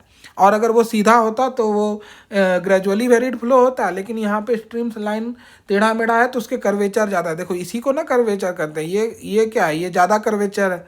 तो यहाँ पे आप देख रहे हो ये ज़्यादा कर्वेचर है, इसीलिए ये रैपिडली वेरिड फ्लो है। Pressure distribution non hydrostatic. पिछले केस में हमारा एजम्पशन क्या था, पिछले केस में हमने एज्यूम किया था कि हमारा जो फ्लो है उसमें प्रेशर डिस्ट्रीब्यूशन है वो हाइड्रोस्टैटिक होगा, इसमें नहीं होगा। Hydraulic jump is the most common example of rapidly varied flow. ठीक है, हाइड्रोलिक जंप कब होता है, तब होता है जब फ्लो सुपर क्रिटिकल से सब क्रिटिकल जाए। अगर आपको क्लासेस याद होंगी पुरानी तो सुपर क्रिटिकल में क्या बोला था मैंने, क्रिटिकल डेप्थ से कम अगर फ्लो जा रहा है तो वो सुपर क्रिटिकल है, और क्रिटिकल डेप्थ से ज़्यादा अगर फ्लो डेप्थ है तो वो सब क्रिटिकल है। तो अगर हाइड्रोलिक जंप का मतलब हो रहा है छोटे डेप्थ से बड़े डेप्थ पे जाना, इसका मतलब कि फ्लो सुपर क्रिटिकल से सब क्रिटिकल की ओर जाएगा। ठीक, कैसे कैरेक्टराइज होता है, characterized by sudden rise in water surface and strong turbulence. क्योंकि स्ट्रीम लाइन टेढ़ी मेढ़ी हो रही है, एक दूसरे से मिक्स हो रहा है तो टर्बुलेंस आएगा। It is a local phenomena. Local phenomena मतलब छोटे लेंथ में होता है और इसलिए वहाँ पे एनर्जी लॉस होता है। चलो डायग्राम से समझते हैं। डायग्राम में आप देखो, पहले सेक्शन पे, ये सेक्शन 1 है, पहले सेक्शन पे कोई पर्टिकुलर डेप्थ y1 थी, v1 था ये, और ये आपका वेलोसिटी हेड था। ठीक, अब दूसरे सेक्शन पे देखो, दूसरे सेक्शन में क्या हो रहा है, इस डेप्थ के मुकाबले डेप्थ ऊपर चला गया, वेलोसिटी कम होगी ऑब्वियसली, क्यू को हमें मेंटेन करना है, फ्लो रेट मेंटेन करना है। और जब ये ट्रांजिशन हो रहा था तो बीच में बहुत ज़्यादा टर्बुलेंस और एडीज जनरेट हो रहे थे, जिसको रोलर कहते हैं, मतलब पानी इंटरमिक्स हो रहा है एक दूसरे से। तो इस इंटरमिक्सिंग की वजह से एनर्जी लॉस हुआ, क्योंकि इंटरमिक्सिंग में पार्टिकल्स कोलाइड करेंगे, थोड़ा हीट जनरेट होगा, थोड़ा इम्पैक्ट जनरेट होगा, तो कहीं तो एनर्जी जाएगी। वो एनर्जी ईएल के टर्म्स में आप एनर्जी लॉस देखते हो। तो अगर आप यहाँ पे देखो तो ये ईएल आपका एनर्जी लॉस है। तो y1 डेप्थ से हम y2 डेप्थ गए, मतलब सुपर क्रिटिकल। अब यहाँ पे आपका क्रिटिकल डेप्थ कहीं यहीं आ रहा हो, ये होगा कुछ क्रिटिकल डेप्थ, तभी आप हाइड्रोलिक जंप देख रहे हो। क्योंकि पहले केस में सुपर क्रिटिकल था तो yc से y कम होगा, और जब सब क्रिटिकल था तो yc से y ज़्यादा होगा। ठीक है। और देखना ये छोटे लेंथ में हो रहा है, मेजर्ड लेंथ एकदम, वो जो L1 है वो छोटी वैल्यू होगी, वो 10 किलोमीटर या 20 किलोमीटर नहीं होगा, वो छोटे रीजन में होगा, तो हाइड्रोलिक जंप कहा जाता है। ठीक। अच्छा, इसका हाइड्रोलिक जंप का यूज़ क्या है, मतलब ये मान लो बहुत तो हाइड्रोलिक जंप ऐसा भी हो सकता है कि नेचुरल रीजन से हो रहा हो, बट अगर याद करो कॉन्ट्रैक्शन भी हम कराते थे, कॉन्ट्रैक्शन भी हम पर्पसफुली कराते थे क्योंकि हमें फ्लो मेजर करना है। तो हो सकता है हाइड्रोलिक जंप भी मैनुअली कराया जा सकता है। अच्छा, अगर मैनुअली कराते हैं तो उसका रीजन क्या होगा, तो एनर्जी डिसिपेटर है। अब एनर्जी डिसिपेटर कहाँ यूज़ करेंगे और क्यों यूज़ करेंगे, एग्जाम्पल समझो। कहीं पे सुपर क्रिटिकल फ्लो हो रहा है तो वेलोसिटी बहुत हाई है।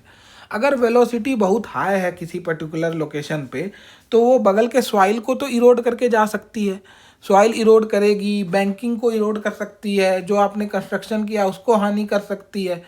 तो हमें कभी कभी ऐसा सिचुएशन आता है कि जब फ्लो एक्सट्रीमली हाई वेलोसिटी से जाए और हमें उसे कंट्रोल करके कम वेलोसिटी पे ले जाना है, तो हम वाटर की एक्सेस एनर्जी को डिसिपेट कर देते हैं। और जब हम वाटर की एक्सेस एनर्जी को डिसिपेट करते हैं तो उसके लिए हाइड्रोलिक जंप का इस्तेमाल करते हैं। अच्छा, ये पहला यूज़ हो गया। दूसरा use, mixing chemicals in water purification. अब जब हमें स्ट्रीम लाइन तोड़ना है, वाटर का एक लेयर दूसरे लेयर के साथ इंटरमिक्स हो, तो हम ये एडी फॉर्मेशन, जो ये जो रोलर फॉर्मेशन बोल रहे हैं, ये हम करा सकते हैं। तो ये जब मिक्सिंग करानी होती है हमें केमिकल्स को, जैसे मान लो किसी पर्टिकुलर लोकेशन पे केमिकल वाटर में डाला और उसको हमें मिक्स कराना है, तो उसके लिए हम हाइड्रोलिक जंप का इस्तेमाल करते हैं। Use to aerate polluted streams. अगर वाटर में बहुत ज़्यादा पॉल्यूशन हो गया है तो वो एयर से साथ, अगर आपने इन्वायरमेंटल पढ़ा होगा तो एरेशन एक बहुत इंपॉर्टेंट प्रोसेस है, जिसमें बहुत सारे मटेरियल ऑक्सीडाइज करके उसको आउट ऑफ द सॉल्यूशन निकाल दिया जाता है। तो वैसे केस में एरेशन के लिए भी हाइड्रोलिक जंप यूज़ किया जाता है, डीसैलिनेशन प्रोसेस में किया जाता है। या तो अगर आपका वाटर फ्लो का डेप्थ बहुत कम है और उसे हमें बढ़ाना है, तो हम उसके लिए down stream water level depth बढ़ाने के लिए हाइड्रोलिक जंप का यूज़ करते हैं। टू रिड्यूस अपलिफ्ट प्रेशर, अगर मान लो बहुत हाई वेलोसिटी से जा रही होगी फ्लो, तो बहुत प्रेशर किसी मैसनरी स्ट्रक्चर के बेस पे जनरेट होगा, जिससे वो इनस्टेबिलिटी को जनरेट करेगा। तो अगर हमें वो चीज़, वो फेनोमिनन अपने एनालिसिस से हटाना है, तो उसके लिए हम हाइड्रोलिक जंप यूज़ करते हैं। देखो, अब अभी जो हम हाइड्रोलिक जंप के पहले पढ़ रहे थे वो सब अल्टरनेट डेप्थ पढ़ रहे थे, और अल्टरनेट डेप्थ में सेम एनर्जी के लिए कॉरस्पॉन्डिंग 2 डेप्थ वैल्यू हुआ करती थी। अब हम पढ़ेंगे सीक्वेंट डेप्थ या कॉन्जुगेट डेप्थ। सीक्वेंट डेप्थ और कॉन्जुगेट डेप्थ क्या है, ये 2 डेप्थ हैं जहाँ पे हम स्पेसिफिक फोर्स बराबर करके एनर्जी चेंज कराते हैं। वो है, during hydraulic jump the supercritical stream tends to rise and meets it alternative depth. तो ये बोला जाता है कि जब हाइड्रोलिक जंप होता है तो जैसे सबका पेयर है, मीन्स अगर y1 के साथ y1 डैश, अगर y1 और y1 डैश कंजुगेट डेप्थ्स हैं, तो अगर सुपर क्रिटिकल में y1 पे फ्लो हो रही थी तो सब क्रिटिकल में वो y1 डैश पे होगी। ठीक है, हर पर्टिकुलर डेप्थ का एक कॉरस्पॉन्डिंग आप बोल सकते हो, तो उसके कॉरस्पॉन्डिंग एक पर्टिकुलर वैल्यू एग्जिस्ट करती है, जिसको कि हम लोग कॉन्जुगेट डेप्थ कहते हैं। तो during a hydraulic jump the supercritical stream tends to rise and meet its alternative depth. Okay, However, due to large eddies and reverse roller formed during the jump, the flow usually falls short of attaining its alternate depth. अच्छा, अब देखो यहाँ पे देखो determine करना है। यहाँ लिखा है अल्टरनेट डेप्थ, टाइटल में लिखा है कंजुगेट डेप्थ। अल्टरनेट डेप्थ क्या था? अल्टरनेट डेप्थ था सेम एनर्जी वाला डेप्थ, ठीक है। अगर एनर्जी कंजर्व रहता है तो y1 से y1 डैश, अगर y1 and y1 dash are alternate depths तो y1 से y1 डैश पे ही जाएगा। लेकिन हाइड्रोलिक जंप में क्या होता है, एनर्जी कंजर्व रहता नहीं है। अगर एनर्जी कंजर्व नहीं है तो y1 से y1 डैश पहुंच ही नहीं पाएगा, क्योंकि एनर्जी रिड्यूस हो चुकी होगी उसकी। तो एनर्जी रिड्यूस हो जाती है तो y1 के करस्पॉन्डिंग जिस डेप्थ पे जाएगा वो हो जाएगा आपका conjugate depth. The two depths before and after the jump y1 and y2 are known as sequent depth.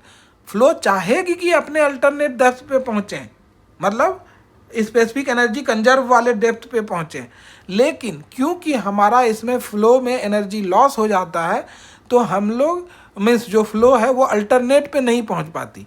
Alternate पे नहीं पहुंच पाती, उससे थोड़े कम पे पहुंचती है, और जिस पे पहुंचती है वो कॉन्जुगेट डेप्थ कहलाता है। तो अगर आप प्लॉट देख पा रहे हो तो आपने देखा यहाँ पे मैंने E1 और E2 से डिनोट किया है, वेयर y1 डैश जो है आपका y1 डैश जो है आपका y1 E1 के कोरस्पॉन्डिंग एनर्जी थी और y2 E2 के कोरस्पॉन्डिंग एनर्जी थी। अब यहाँ पे मैंने अल्टरनेट डेप्थ और सीक्वेंट या कॉन्जुगेट डेप्थ का फिर से इक्वेशन एक डिफिनेशन लिख दिया आपके कन्फ्यूजन को हटाने के लिए। क्या है alternate depth? Depth with same specific energy, और sequent depth to depth of hydraulic jump with same specific force. पहले भी आपको बताया था स्पेसिफिक फोर्स के साथ कंजुगेट डेप्थ इस्तेमाल होगा और स्पेसिफिक एनर्जी के साथ अल्टरनेट डेप्थ इस्तेमाल होगा, ये याद रख लेना। अच्छा, हाइड्रोलिक जंप को के टो एंड और लेंथ का डेफिनेशन जो है वो हम लोग थोड़ा पढ़ते हैं। टो ऑफ जंप क्या है? Section 1 where the incoming supercritical stream undergoes an abrupt rise. तो ये वाला जो पार्ट है आपका कहाँ पे गया, ये वाला पार्ट जो है ये टो है। उसके बाद दूसरा क्या है? एंड। ये वाला पार्ट आपका एंड है, और ये वाला पार्ट जो है, ये पूरा पार्ट जहाँ पे जिस रीजन में चेंज हो रहा है वो लेंथ है। तो उसी को डिफाइन किया गया है, आगे चल के हमने डिफाइन किया है। क्या डिफाइन किया है? डेफिनेशन ये है कि toe of jump is section 1 where the incoming supercritical stream undergoes an abrupt rise. End of jump it is the point where roller formation terminates and water surface becomes level, means water surface smooth हो जाता है, streamline straight हो जाते हैं। And of jump जो मैंने आपको figure में अभी बताया। और length of jump pretty simple है, जिस डिस्टेंस टो और एंड के बीच का जो डिस्टेंस है उसी को हम लोग लेंथ ऑफ जंप कहते हैं। तो सिंस यहाँ पे हम एनर्जी को बराबर नहीं कर सकते, एनर्जी लॉस होता है, तो यहाँ पे हम मोमेंटम इक्वेशन से जाएंगे। जैसे आप फिजिक्स में अगर आपको याद हो तो क्या बोला था मैंने कि नॉर्मल फिजिक्स में हम लोग जब एनर्जी कंजर्व नहीं करा पाते हैं तो मोमेंटम प्रिंसिपल से मोमेंटम कंजर्व करा के इक्वेशन मिस momentum change equal to rate of change of momentum equal to force से रिलेट करते हैं, वहाँ पे वैसे कैलकुलेट करते थे। सेम प्रिंसिपल यहाँ पे क्या प्रिंसिपल है? प्रिंसिपल है मोमेंटम इक्वेशन से स्पेसिफिक फोर्स डिराइव करेंगे और स्पेसिफिक फोर्स दो सेक्शन के लिए बराबर करके हाइड्रोलिक जंप के लिए कैलकुलेशन पे प्रोसीड करेंगे। अच्छा, अब देखो क्या लिखा है। पहला स्टेटमेंट है due to large energy loss associated with hydraulic jump, the energy equation cannot be reliably applied between the sections before and after the jump। ये बात ही मैं आपको समझा रहा था कि क्योंकि एनर्जी लॉस हो जाता है दो सेक्शन के बीच में, इसलिए हम लोग यहाँ पे एनर्जी कंजर्वेशन प्रिंसिपल नहीं लगा सकते। ठीक। अगर एनर्जी कंजर्वेशन प्रिंसिपल नहीं लगा सकते तो क्या करेंगे, एनालिसिस ऑफ हाइड्रोलिक जंप करने के लिए हम मोमेंटम इक्वेशन का यूज़ करेंगे। तो मोमेंटम इक्वेशन तो सॉलिड के केस में तो आप डायरेक्ट ऑब्जेक्ट पे लगा देते थे, लेकिन फ्लूइड के केस में आपको क्या है, कोई एक पर्टिकुलर एक ऑब्जेक्ट पे तो लगा नहीं पाओगे कि एक एक छोटा वाटर का पार्टिकल कैसे लगाओगे। तो आप एक कंट्रोल वॉल्यूम मानते हो। कंट्रोल वॉल्यूम एक पर्टिकुलर सेक्शन ऑफ वाटर होता है, उसको ट्रेस करते हुए उसके बारे में पढ़ते पढ़ते पढ़ते पढ़ते हम लोग आगे समझते जाते हैं। ठीक। तो कंट्रोल वॉल्यूम को कैसे डील करेंगे, कंट्रोल वॉल्यूम को डील करने के लिए हमारे पास देखो, मैंने ये जो डायग्राम बनाया वहाँ से समझो। अगर स्लोप थोड़े थीटा पे जा रहा है तो डब्ल्यू के दो कंपोनेंट हो जाते हैं। कंट्रोल वॉल्यूम एक पर्टिकुलर वॉल्यूम ऑफ लिक्विड है, उसका वेट डब्ल्यू है। ठीक है। तो अगर हम इसको दो पार्ट में डिसोसिएट करेंगे तो W sine theta, W cos theta. Control volume के बाहर प्रेशर P1, कंट्रोल वॉल्यूम के राइट साइड में प्रेशर R, Fs जो है फ्रिक्शनल फोर्स। ठीक।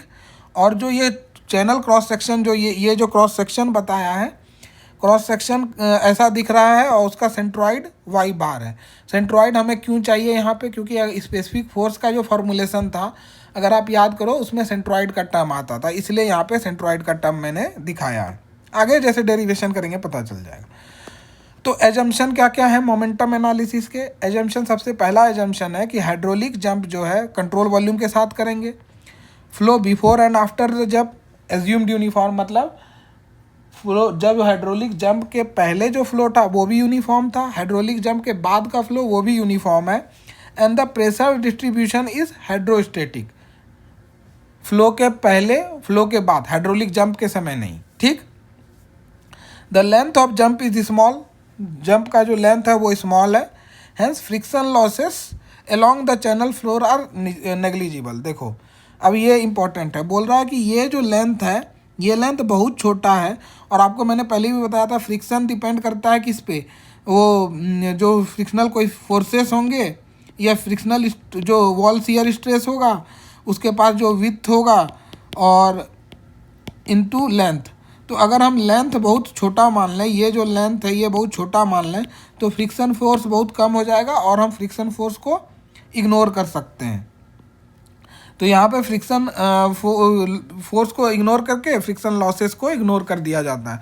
ये सिंप्लीफाइड एनालिसिस है। अब माना जाता है चैनल बेड हॉरिजेंटल है या वेरी माइल्ड स्लोप है। इसका क्यों लॉजिक है, अगर मान लो ये बहुत माइल्ड स्लोप होगा, थीटा बहुत कम हो जाएगा, तो साइन थीटा जीरो को अप्रोच करने लगेगा, साइन थीटा जीरो को अप्रोच करने लगेगा, तो ये डब्ल्यू साइन थीटा का टर्म नेग्लिजिबल हो जाएगा, जो कि यहाँ पे एक वन ऑफ द एजम्पशंस है। दो channel bed is horizontal, therefore the weight component in the flow of the direction is negligible. ठीक। अब देखो, ओवरऑल मोमेंटम इक्वेशन होना चाहिए, ओवरऑल मोमेंटम इक्वेशन होना चाहिए P1 minus P2 plus W sine theta minus Fs equal to M2 minus M1। यहाँ पे P2 के जगह पे R लिखा हुआ है, तुम इसको P2 कर दो सिंप्लीफिकेशन के लिए। ठीक है। तो P1 minus P2 plus W sine theta minus Fs equal to M2 minus M1। Sine theta zero मान के इसको हमने हटा दिया, लेंथ को छोटा मान के इसको हमने हटा दिया। हमारे पास टर्म क्या आया, P1 minus P2 equal to M2 minus M1। अगर इसको आप रीअरेंज करोगे तो P1 plus M1 equal to P2 plus M2, और ये इसको स्पेसिफिक फोर्स बोलते हैं, जो मैंने पहले भी आपको बताया है। और स्पेसिफिक फोर्स कांस्टेंट मानते हैं हाइड्रोलिक जंप के दौरान, और ये हमने प्रूव किया। और ये आपका ए वाई बार, ये वाई बार है, वाई के रूप में भी रिप्रेजेंट करते हैं। तो A Y plus Q square by A G equal to constant मानते हैं हाइड्रोलिक जंप में। आपको हाइड्रोलिक जंप में क्या क्या याद रखना है, आप सबसे पहले ये वाला डायग्राम याद रखेंगे, उसके बाद ये एजम्पशन याद रखेंगे, और ये फॉर्मूला याद रखेंगे, क्योंकि इसी फॉर्मूला के बेसिस पे आपको न्यूमेरिकल्स आएंगे। ठीक है।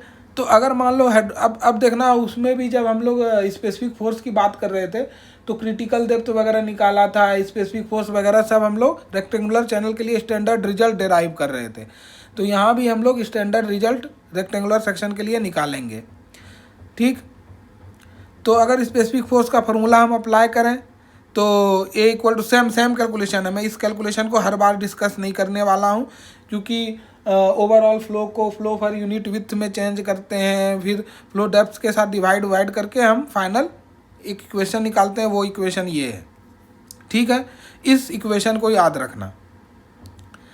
अच्छा, अब बोल रहा है कि ये तो इस इक्वेशन का आप स्पेसिफिक फोर्स के बेसिस पे ये निकाल लिए कि y² + q² upon gy equal to constant होता है, लेकिन इसका हम इस्तेमाल कहाँ करेंगे? तो इसका इस्तेमाल करेंगे हम लोग कॉन्जुगेट डेप्थ के बीच में रिलेशन निकालने के लिए, ठीक है। तो अगर रिलेशन निकालने के लिए ये पूरा टर्म कांस्टेंट है तो फ्लो के पहले ये वैल्यू, फ्लो के बाद की ये वैल्यू बराबर हो जाएगी। उसको रीअरेंज किया, रीअरेंज करके वेलोसिटी को मीन्स ये जो आपका ये है स्मॉल फ्लो पर यूनिट विथ को फ्रॉड नंबर के रूप में रिप्रेजेंट किया, तो ये वाला रिजल्ट आपका आया। तो इसको आप याद कर लेना रेक्टेंगुलर सेक्शन के लिए। फिर जो फ्लो हो रहा था ये अगर आपका फ्रॉड नंबर है तो ये तो आप देख रहे हो वाटर डेप्थ पे डिपेंड कर रहा है। तो हाइड्रोलिक जंप के पहले जो वाटर डेप्थ है उसके लिए फ्रॉड नंबर अलग हो जाएगा, हाइड्रोलिक जंप के बाद जो वाटर डेप्थ है उसके लिए फ्रॉड नंबर अलग हो जाएगा। तो आप मैंने ये इक्वेशन याद करोगे जो बॉक्स में दिया हुआ है, ये इक्वेशन याद करोगे और क्या चीज़ कांस्टेंट रहती है ये याद करोगे, ठीक। अब आपके पास जब फ्रॉड नंबर का वैल्यू दे दिया गया, अब उसको सब्स्टिट्यूट वगैरह हमने किया, और ये अब ये डेरिवेशन के पीछे मत भागना। ये डेरिवेशन मैंने लिखा हुआ है, बट डेरिवेशन से लाख बढ़िया है आप वो फॉर्मुलेशन याद करो, क्योंकि वो डायरेक्ट क्वेश्चन में इस्तेमाल होगा, वो आपके लिए ज़्यादा बेनिफिशियल है। और अगर किसी को इंटरेस्ट है तो डिराइव कर सकता है। तो हाइड्रोलिक जंप को फाइनली सॉल्व करके ये वाला इक्वेशन दिया, y2 और y1 के बीच का रिलेशनशिप, कॉन्जुगेट डेप्थ का relationship, fraud number before the flow के टर्म्स में, fraud number after the flow के टर्म्स में। तो इसमें एक फॉर्मूला याद करोगे दूसरा ऑटोमेटिक याद हो जाएगा, वो तो आप याद कर सकते हो। तो ये आपका सीक्वेंट डेप्थ या कॉन्जुगेट डेप्थ का फॉर्मूला है, ठीक। अब बोला specific force curve rectangular section के लिए प्लॉट करते हैं। तो स्पेसिफिक फोर्स अगर रेक्टेंगुलर सेक्शन के लिए प्लॉट करते हैं तो उसमें दो टर्म है, एक है q²/AG, एक है AY²। चलो मैं इसको इरेज भी कर देता हूँ क्योंकि प्लस का साइन आपका मिट जा रहा है, वो कन्फ्यूजन ना क्रिएट कर दे, ठीक है। अब देखो दो प्लॉट इसमें बनाए गए हैं। दो प्लॉट क्या क्या बनाए गए हैं? एफ को रिप्रेजेंट किया जब सिंपल टर्म्स में तो आया q²B + GY BY²/2। तो ये भी y पे डिपेंड कर रहा है, ये भी y पे डिपेंड कर रहा है। दोनों को सेपरेटली प्लॉट किया, इसको प्लॉट किया, ये हो गया पहला वाला। जो इसको मैं दोबारा प्लॉट नहीं करूँगा, अदरवाइज आपको ये प्रॉब्लम हो जाएगा समझ। लेकिन ये देखो ये वाला लाइन जो है ये कौन सा है? ये वाला टर्म है। और दूसरा वाला टर्म कौन सा है? दूसरा वाला टर्म है ये वाला जो इस प्लॉट को रिप्रेजेंट कर रहा है। दोनों को इंडिविजुअली प्लॉट किया और दोनों का समेशन हमें स्पेसिफिक फोर्स देता है। तो स्पेसिफिक फोर्स का जो प्लॉट हो जाएगा वो मैं रेड कलर से प्लॉट कर दूं जरा, ये वाला आपका स्पेसिफिक कर्व वाला प्लॉट हो जाएगा, ठीक है। और मैं ये सब अभी पेंसिल इरेज कर दूंगा क्योंकि ये सब बस आपको समझाने के लिए था। इसको मुझे गंदा करने का कुछ नहीं है, शौक़ नहीं है, इसको हटाओ। आपको जो समझाना था मैंने यहाँ से समझा दिया, ठीक है। तो ये स्पेसिफिक फोर्स का प्लॉट कभी कभी रेक्टेंगुलर सेक्शन के लिए आपको एग्जाम में आ सकता है, इसलिए मैंने ये बता दिया, ठीक। अब स्पेसिफिक फोर्स के कैरेक्टरिस्टिक्स क्या है, मतलब स्पेसिफिक फोर्स कर्व के कैरेक्टरिस्टिक क्या है, ये हमने पहले डिस्कस किया हुआ है स्पेसिफिक एनर्जी के समय भी। For a given discharge the specific force have two possible depths, those depths are conjugate depths or sequence depths.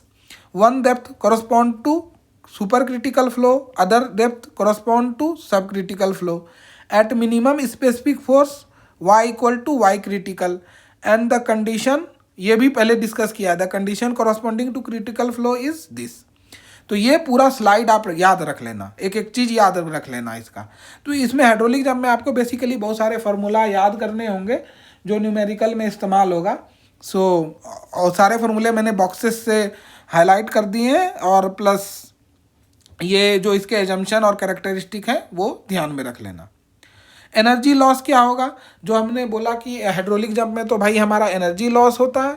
तो एनर्जी लॉस का टर्म कैसे निकालेंगे? EL = E1 - E2 where EL is given as specific energy at first cross section minus the specific energy at second cross section, and after simplification you will get a term EL equal to y2 minus y1 whole cube upon 4y1 y2। अब इसमें कुछ क्या बोलो relative energy का term आता है, क्योंकि मैंने आपको याद होगा रिलेटिव के लिए आपको मैंने बताया था कि रिलेटिव किसी चीज़ का इसलिए स्टडी करते हैं कि हमें ओवरऑल एस्टिमेशन मिल जाता है कि उस एनर्जी के रिस्पेक्ट में कितना एनर्जी लॉस हुआ। तो relative energy loss is defined as EL upon E1। E1 is the energy before hydraulic jump has taken place and EL is the energy that has been lost during the hydraulic jump.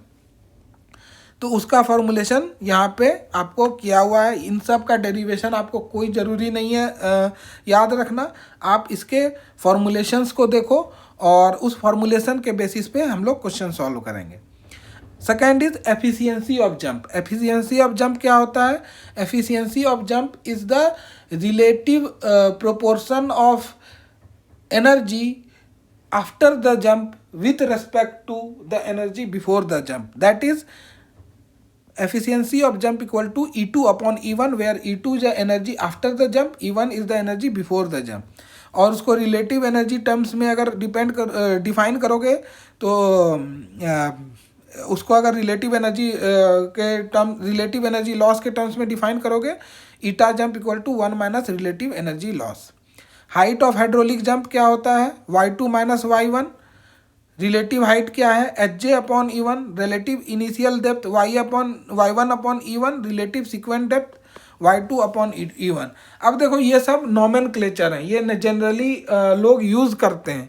अब इसको कुछ समझाने का नहीं, ये कोई term है, मान लो कोई पर्टिकुलर रिलेटिव वैल्यू को एक टर्म दे दिया हमने, तो वो टर्म को क्या बोलते हैं वो आपको याद रखना जरूरी है, ताकि ये अगर क्वेश्चन में पूछ दिया जाता है कि what is the relative height of hydraulic jump, तो आपको पता होना चाहिए ना Hj by E1, where Hj equal to height difference upon energy with respect to that section before the hydraulic jump took place।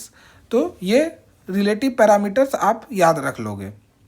Length of hydraulic jump कैसे निकाला जाता है, ये बताया आपको कि टो ऑफ द जंप और जो आपका टो ऑफ द जंप और एंड ऑफ द जंप के बीच का डिस्टेंस है एक्सपेरिमेंटली डिटरमाइंड है, इसको जस्ट रट जाओ। ये एम्पेरिकल रिलेशन है, एक्सपेरिमेंट से लोगों ने डिटरमाइन किया है। Length of jump equal to 6.9 into y2 minus y1। ठीक, अच्छा हम लोग हाइड्रोलिक जंप का कहाँ कहाँ इस्तेमाल करते हैं? तो हाइड्रोलिक जंप का ये पहले भी एनर्जी डिसिपेशन की बात की। Due to large energy loss occurring during a hydraulic jump it is widely used as energy dissipator. Okay, a stilling basin, stilling means still करने के लिए, stilling basin is down stream portion of a hydraulic structure where energy dissipation is intentionally allowed. देखो intentionally allow करते हैं क्योंकि outgoing flow को हम channel में सेफली इंटर करा सकें। फिर the function of a stilling basin is to produce a stable hydraulic jump with high energy dissipation. Stilling basin is usually a paved section, chute block, baffle block and sills. और ये आपका diagram दिया है, ये मतलब means आपको energy dissipation कैसे कराते हैं उसका एक इलस्ट्रेशन है, नथिंग मच इन पर्टिकुलर। अच्छा, अब उसके बाद क्या है, अभी तक हमने rapidly varied flow, gradually varied flow ये सब पढ़ा, लेकिन कहीं पे भी हमने अनस्टेडी फ्लो नहीं पढ़ा, सारा स्टेडी फ्लो था। स्टेडी फ्लो क्या होता है? स्टेडी फ्लो होता है जो टाइम के साथ फ्लो चेंज नहीं हो रहा है, उसको हम लोग क्या बोलते हैं? हम लोग उसको स्टेडी फ्लो बोलते हैं। अब अनस्टेडी फ्लो क्या है?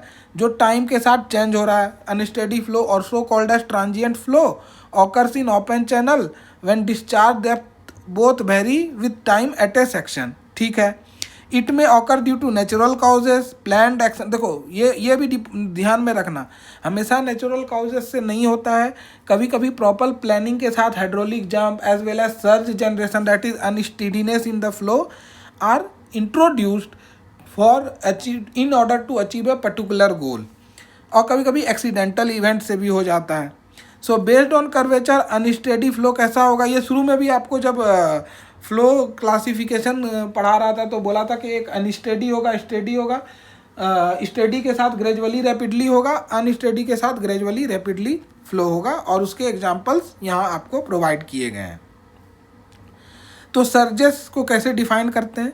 Surges are the wave that cause a transient और time varying flow depth and velocity in open channel flow. ठीक, सर्ज क्या है? सर्ज वो वेव है जो ट्रांजिएंट और टाइम के साथ फ्लो डेप्थ का चेंज और वेलोसिटी का ओपन चैनल फ्लो में अगर डेप्थ चेंज हो रहा है टाइम के रिस्पेक्ट में, तो उसको हम लोग सर्जेस कहते हैं। ठीक, और ये सर्ज कब कब हो सकता है?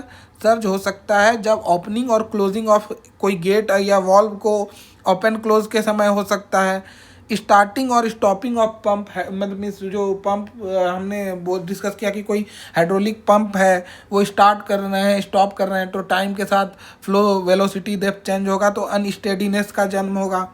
फिर लोडिंग और unloading of turbines loading unloading के समय, फेलियर ऑफ डैम और sudden release of reservoir water उस समय।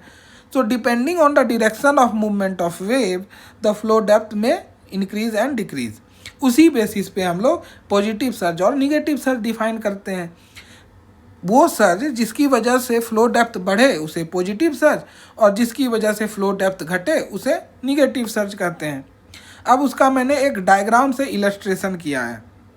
देखो यहाँ पे क्या देख रहे हो, y2 v2, ये फ्लो का डेप्थ है, फ्लो की वेलोसिटी है। ठीक है, और ये वेव ऑफ जो वेव डिस्टर्बेंस का जो वेव डिस्टर्बेंस की जो वेलोसिटी है वो है वेलोसिटी ऑफ वेव।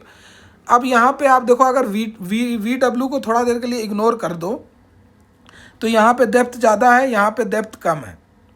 ठीक है, अगर हमें इस पर्टिकुलर ज़्यादा डेप्थ से कम डेप्थ के तरफ अगर वेव मूव कर रही है, मतलब जो फ्लो डेप्थ ऐसा मूव कर रही है, वो डिस्टर्बेंस ऐसी मूव हो रही है कि वो बड़े डेप्थ से छोटे डेप्थ की ओर मूव हो रही है, तो उसको कहेंगे positive surge moving down stream. अब देखो, positive surge moving down stream, और क्यों बोल रहे हैं positive surge moving down stream? क्योंकि यहाँ पे डेप्थ आपका ज़्यादा है, पॉजिटिव है, ज़्यादा डेप्थ है आगे वाले के रेस्पेक्ट में, तो इसको हम लोग पॉजिटिव सर्ज कहेंगे। और मूव किधर कर रहा है? इधर की ओर, तो ये डाउन स्ट्रीम हो गया। और अगर इधर मूव कर रहा होता तो अप स्ट्रीम होता। लेकिन इस केस में हमारा क्या है? इस केस में हमारा वो डाउन स्ट्रीम की ओर मूव कर रहा है। दूसरा है positive surge moving up stream. Again देखो, यहाँ पे डेप्थ ज़्यादा है और यहाँ पे डेप्थ कम है, तो इसको पॉजिटिव मानेंगे। और पॉजिटिव सर्ज किधर मूव कर रहा है? बाईं ओर मूव कर रहा है। मतलब हमारा जो नॉर्मल नोमेनक्लेचर है, हम बाएं से दाएं चीज़ें बनाते हैं, तो उसमें क्या है कि जब अगर positive surge velocity of wave बाईं ओर जा रहा है तो हमारा क्या है? अप स्ट्रीम की ओर जा रहा है, तो positive surge moving up stream. Similar scenario में दूसरा केस हो जाएगा। अभी तो पॉजिटिव सर्ज था, अब निगेटिव सर्ज आएगा। निगेटिव सर्ज में क्या है? जहाँ पर से जिसके तरफ से वेलोसिटी दूसरे तरफ जा रही है वेव, वहाँ पे आपका डेप्थ कम था, कम से ज़्यादा की ओर जा रही है, और वो ऐसा हो रहा है, तो उसको क्या बोलेंगे? Negative surge moving down stream. और अगर निगेटिव सर्ज दाहिने से बाएं आ रही है तो negative surge moving up stream. अब इसका आपको अनस्टेडी फ्लो के केस में कभी कभी इसके बारे में डिटेल्स डिस्कस करने के लिए आपसे डायग्राम पूछा जा सकता है। दैट इज़ वाई मैंने एक इलस्ट्रेशन दे दिया। अच्छा, अब इसके एग्जाम्पल्स देखते हैं। एग्जाम्पल्स क्या क्या हैं? Types of surges. Positive surge moving down stream कब होगा? जब down stream of a sluice gate suddenly open.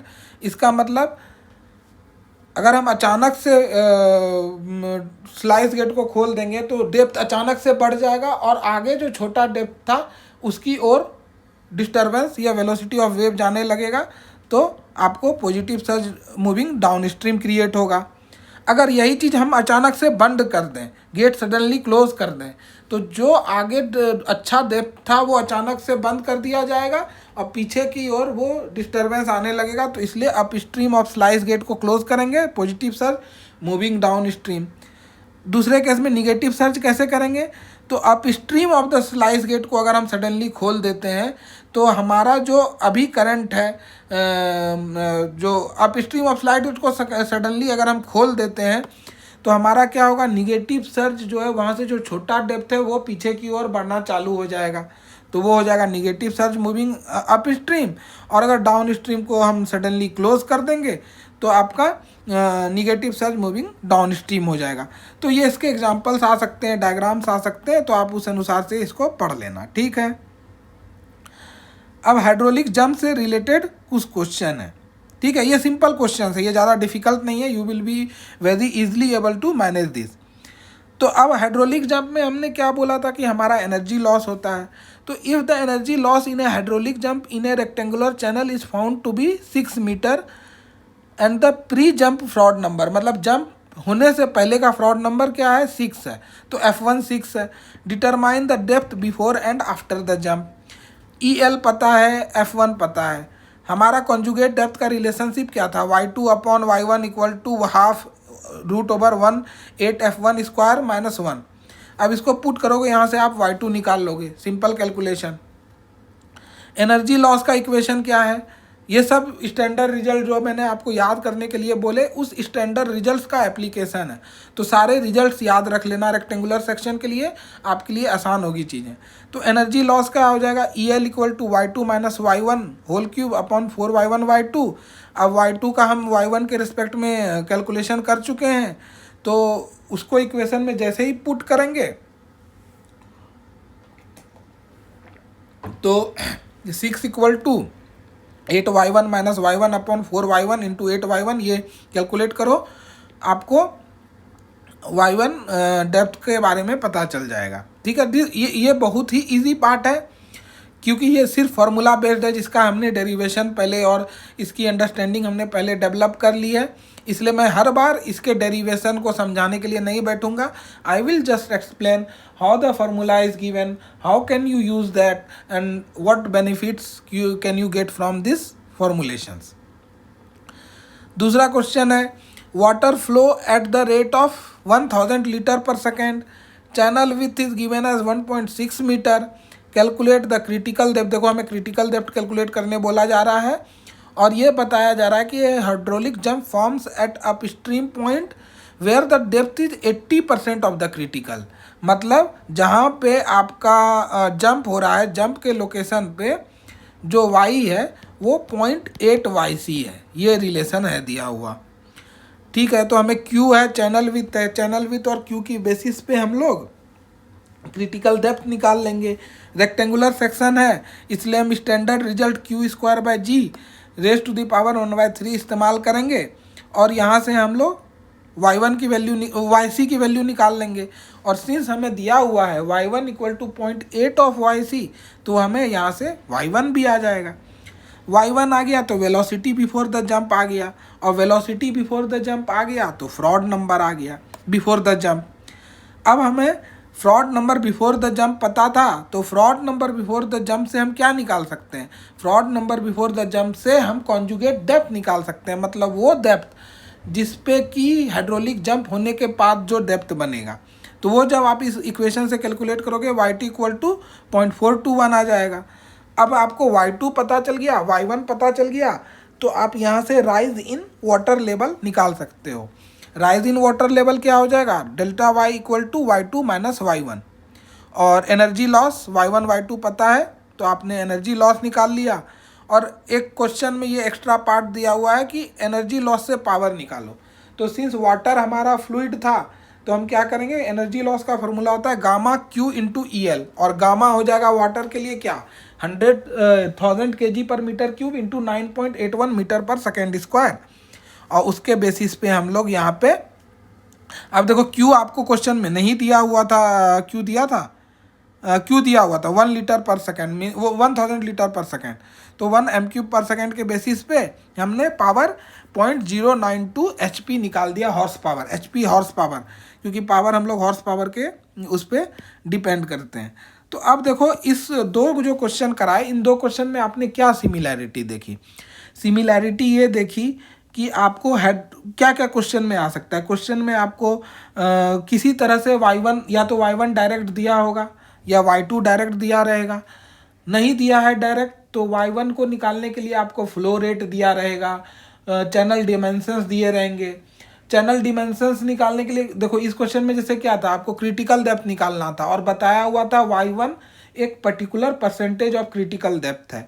तो अगर आपने क्रिटिकल डेप्थ निकाला, वहाँ से y1 निकाल लिया, y1 निकाला तो वहाँ से वेलोसिटी बिफोर द जंप निकाल लिया, वेलोसिटी बिफोर द जंप निकला। अच्छा बताओ, वेलोसिटी निकल गया, अब क्या करें? तो आपको कॉन्जुगेट डेप्थ पूछ रहा है, तो आपने अगर फॉर्मूला पढ़ा तो कॉन्जुगेट डेप्थ का रिलेशनशिप होता है फ्रॉड नंबर के साथ, before the flow after the flow दोनों के साथ रिलेशन है। तो अगर मुझे वेलोसिटी बिफोर द फ्लो पता है, मैं डेप्थ बिफोर द फ्लो पता है, तो वहाँ से fraud number before the flow पता चल गया, और fraud number before the flow पता चल गया तो उसके बेसिस पे हमने कंजुगेट डेप्थ डिटरमाइन कर लिया। अब कंजुगेट डेप्थ डिटरमाइन हो गया तो डेप्थ जो change in water level depth था वो वहाँ से पता चल गया, और उसी के बेसिस पे एनर्जी लॉस डिटरमाइन कर लिया। लेकिन याद रखना, ये सारे इक्वेशंस जो हमने डिराइव किए हैं वो रेक्टेंगुलर चैनल सेक्शन के लिए किए हैं। दूसरे सेक्शन के लिए ये दोबारा आपको डिराइव करना पड़ सकता है, बट आपको क्वेश्चंस में दूसरा सेक्शन नहीं दिया जाएगा, बिकॉज एवरी डेरिवेशन ऐसा क्वेश्चन पूछना मीन्स इस हाईली अनलाइकली कि ये क्वेश्चन आपको पूछा जाएगा। तो मोस्टली क्वेश्चंस आपके रेक्टेंगुलर क्रॉस सेक्शन पे आएंगे, और रेक्टेंगुलर क्रॉस सेक्शन के सारे रिजल्ट्स तो आपने याद कर लेने हैं। तो तीसरा क्वेश्चन सिमिलर है। A hydraulic jump is form in a 5 metre wide outlet, short distance y1 y2 Q दिया है, आपको निकालना है flow depth downstream the jump, thrust on the gate, head loss. अब देखो ये कैसे क्वेश्चन, इसमें क्या क्या कर सकते हैं हम। y हमें पता है, y1 पता है कि फ्लो के बाद अच्छा ये बोल रहा है कि जब आपका हाइड्रोलिक जंप नहीं हुआ उसके पहले q 150 थी, y की वैल्यू 10 थी। तो आप यहाँ से क्या निकाल सकते हो, यहाँ से, और y1 हाँ आपको क्या थ्रस्ट निकालना है और फ्लो डेप्थ डाउन स्ट्रीम निकालना है। आपको y1 दिया हुआ है, जब आपको y1 दिया है, अगर यहाँ पे हमें वेलोसिटी पता चल जाए, वेलोसिटी अगर पता चल जाती है तो हम क्या निकाल सकते हैं, यहाँ से फ्रॉड नंबर निकाल सकते हैं। फ्रॉड नंबर से हम क्या निकाल सकते हैं, कॉन्जुगेट डेप्थ कैलकुलेट कर सकते हैं। चलो देखते हैं क्या होता है इस क्वेश्चन में। हमारे पास b है, y है, y1 है, q है। Velocity at the toe of jump निकाल लिया हमने q अपॉन बी y1 से, ठीक है। हमने y का इस्तेमाल ही नहीं किया, देखो y1 का इस्तेमाल किया। क्यों y1 का इस्तेमाल किया? क्योंकि हाइड्रोलिक जंप y1 पे हो रहा है, y पे नहीं। तो हमें जब वेलोसिटी निकालनी है हाइड्रोलिक जंप के टो पे, तो कहाँ पे निकालेंगे, जहाँ पे हाइड्रोलिक जंप एक्चुअली स्टार्ट हो रहा है। तो स्टार्ट हो रहा है वहाँ पे हमने v1 निकाल लिया। जब वेलोसिटी निकाल ली हमने वहाँ से फ्रॉड नंबर निकाल लिया। देखो सेम प्रोसेस है हर क्वेश्चन में, आपको y1 या y2 दिया रहेगा, वेलोसिटी निकालनी है, वेलोसिटी से फ्रॉड नंबर पे पहुंचना है, और फ्रॉड नंबर आपको पता चल गया तो फ्रॉड नंबर के बेसिस पे कॉन्जुगेट डेप्थ का रिलेशन है y2 अपॉन y1 का, उस बेसिस पे आप जाके फिर कॉन्जुगेट डेप्थ निकालते हो। आपने कॉन्जुगेट डेप्थ निकाल लिया और उससे थ्रस्ट ऑन द गेट।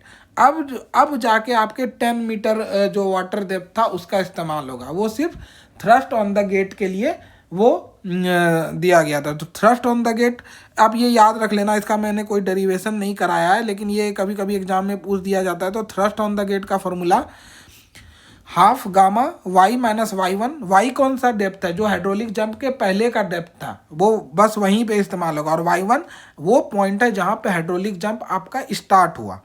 तो F equal to half gamma y minus y1 का whole cube upon y plus y1। आप यहाँ से कैलकुलेट करोगे, फोर्स की वैल्यू आ जाती है 209.28 किलो न्यूटन। और एनर्जी लॉस कितना हो जाएगा जंप के बीच में, एनर्जी लॉस का same formula y2 minus y1 whole cube upon 4y1 y2, और एनर्जी लॉस 4.20 मीटर। अच्छा, आज के क्लास में हम लोग यहीं तक कवर करेंगे, लेकिन एक बार क्लास ख़त्म करने से पहले हम लोग समराइज़ कर लेते हैं कि हमने क्या क्या चीज़ें आज पढ़ी। तो सबसे पहले जो पिछले मॉड्यूल की चीज़ें थी, स्पेसिफिक एनर्जी वाली या फ्लो प्रोफाइल वाली, या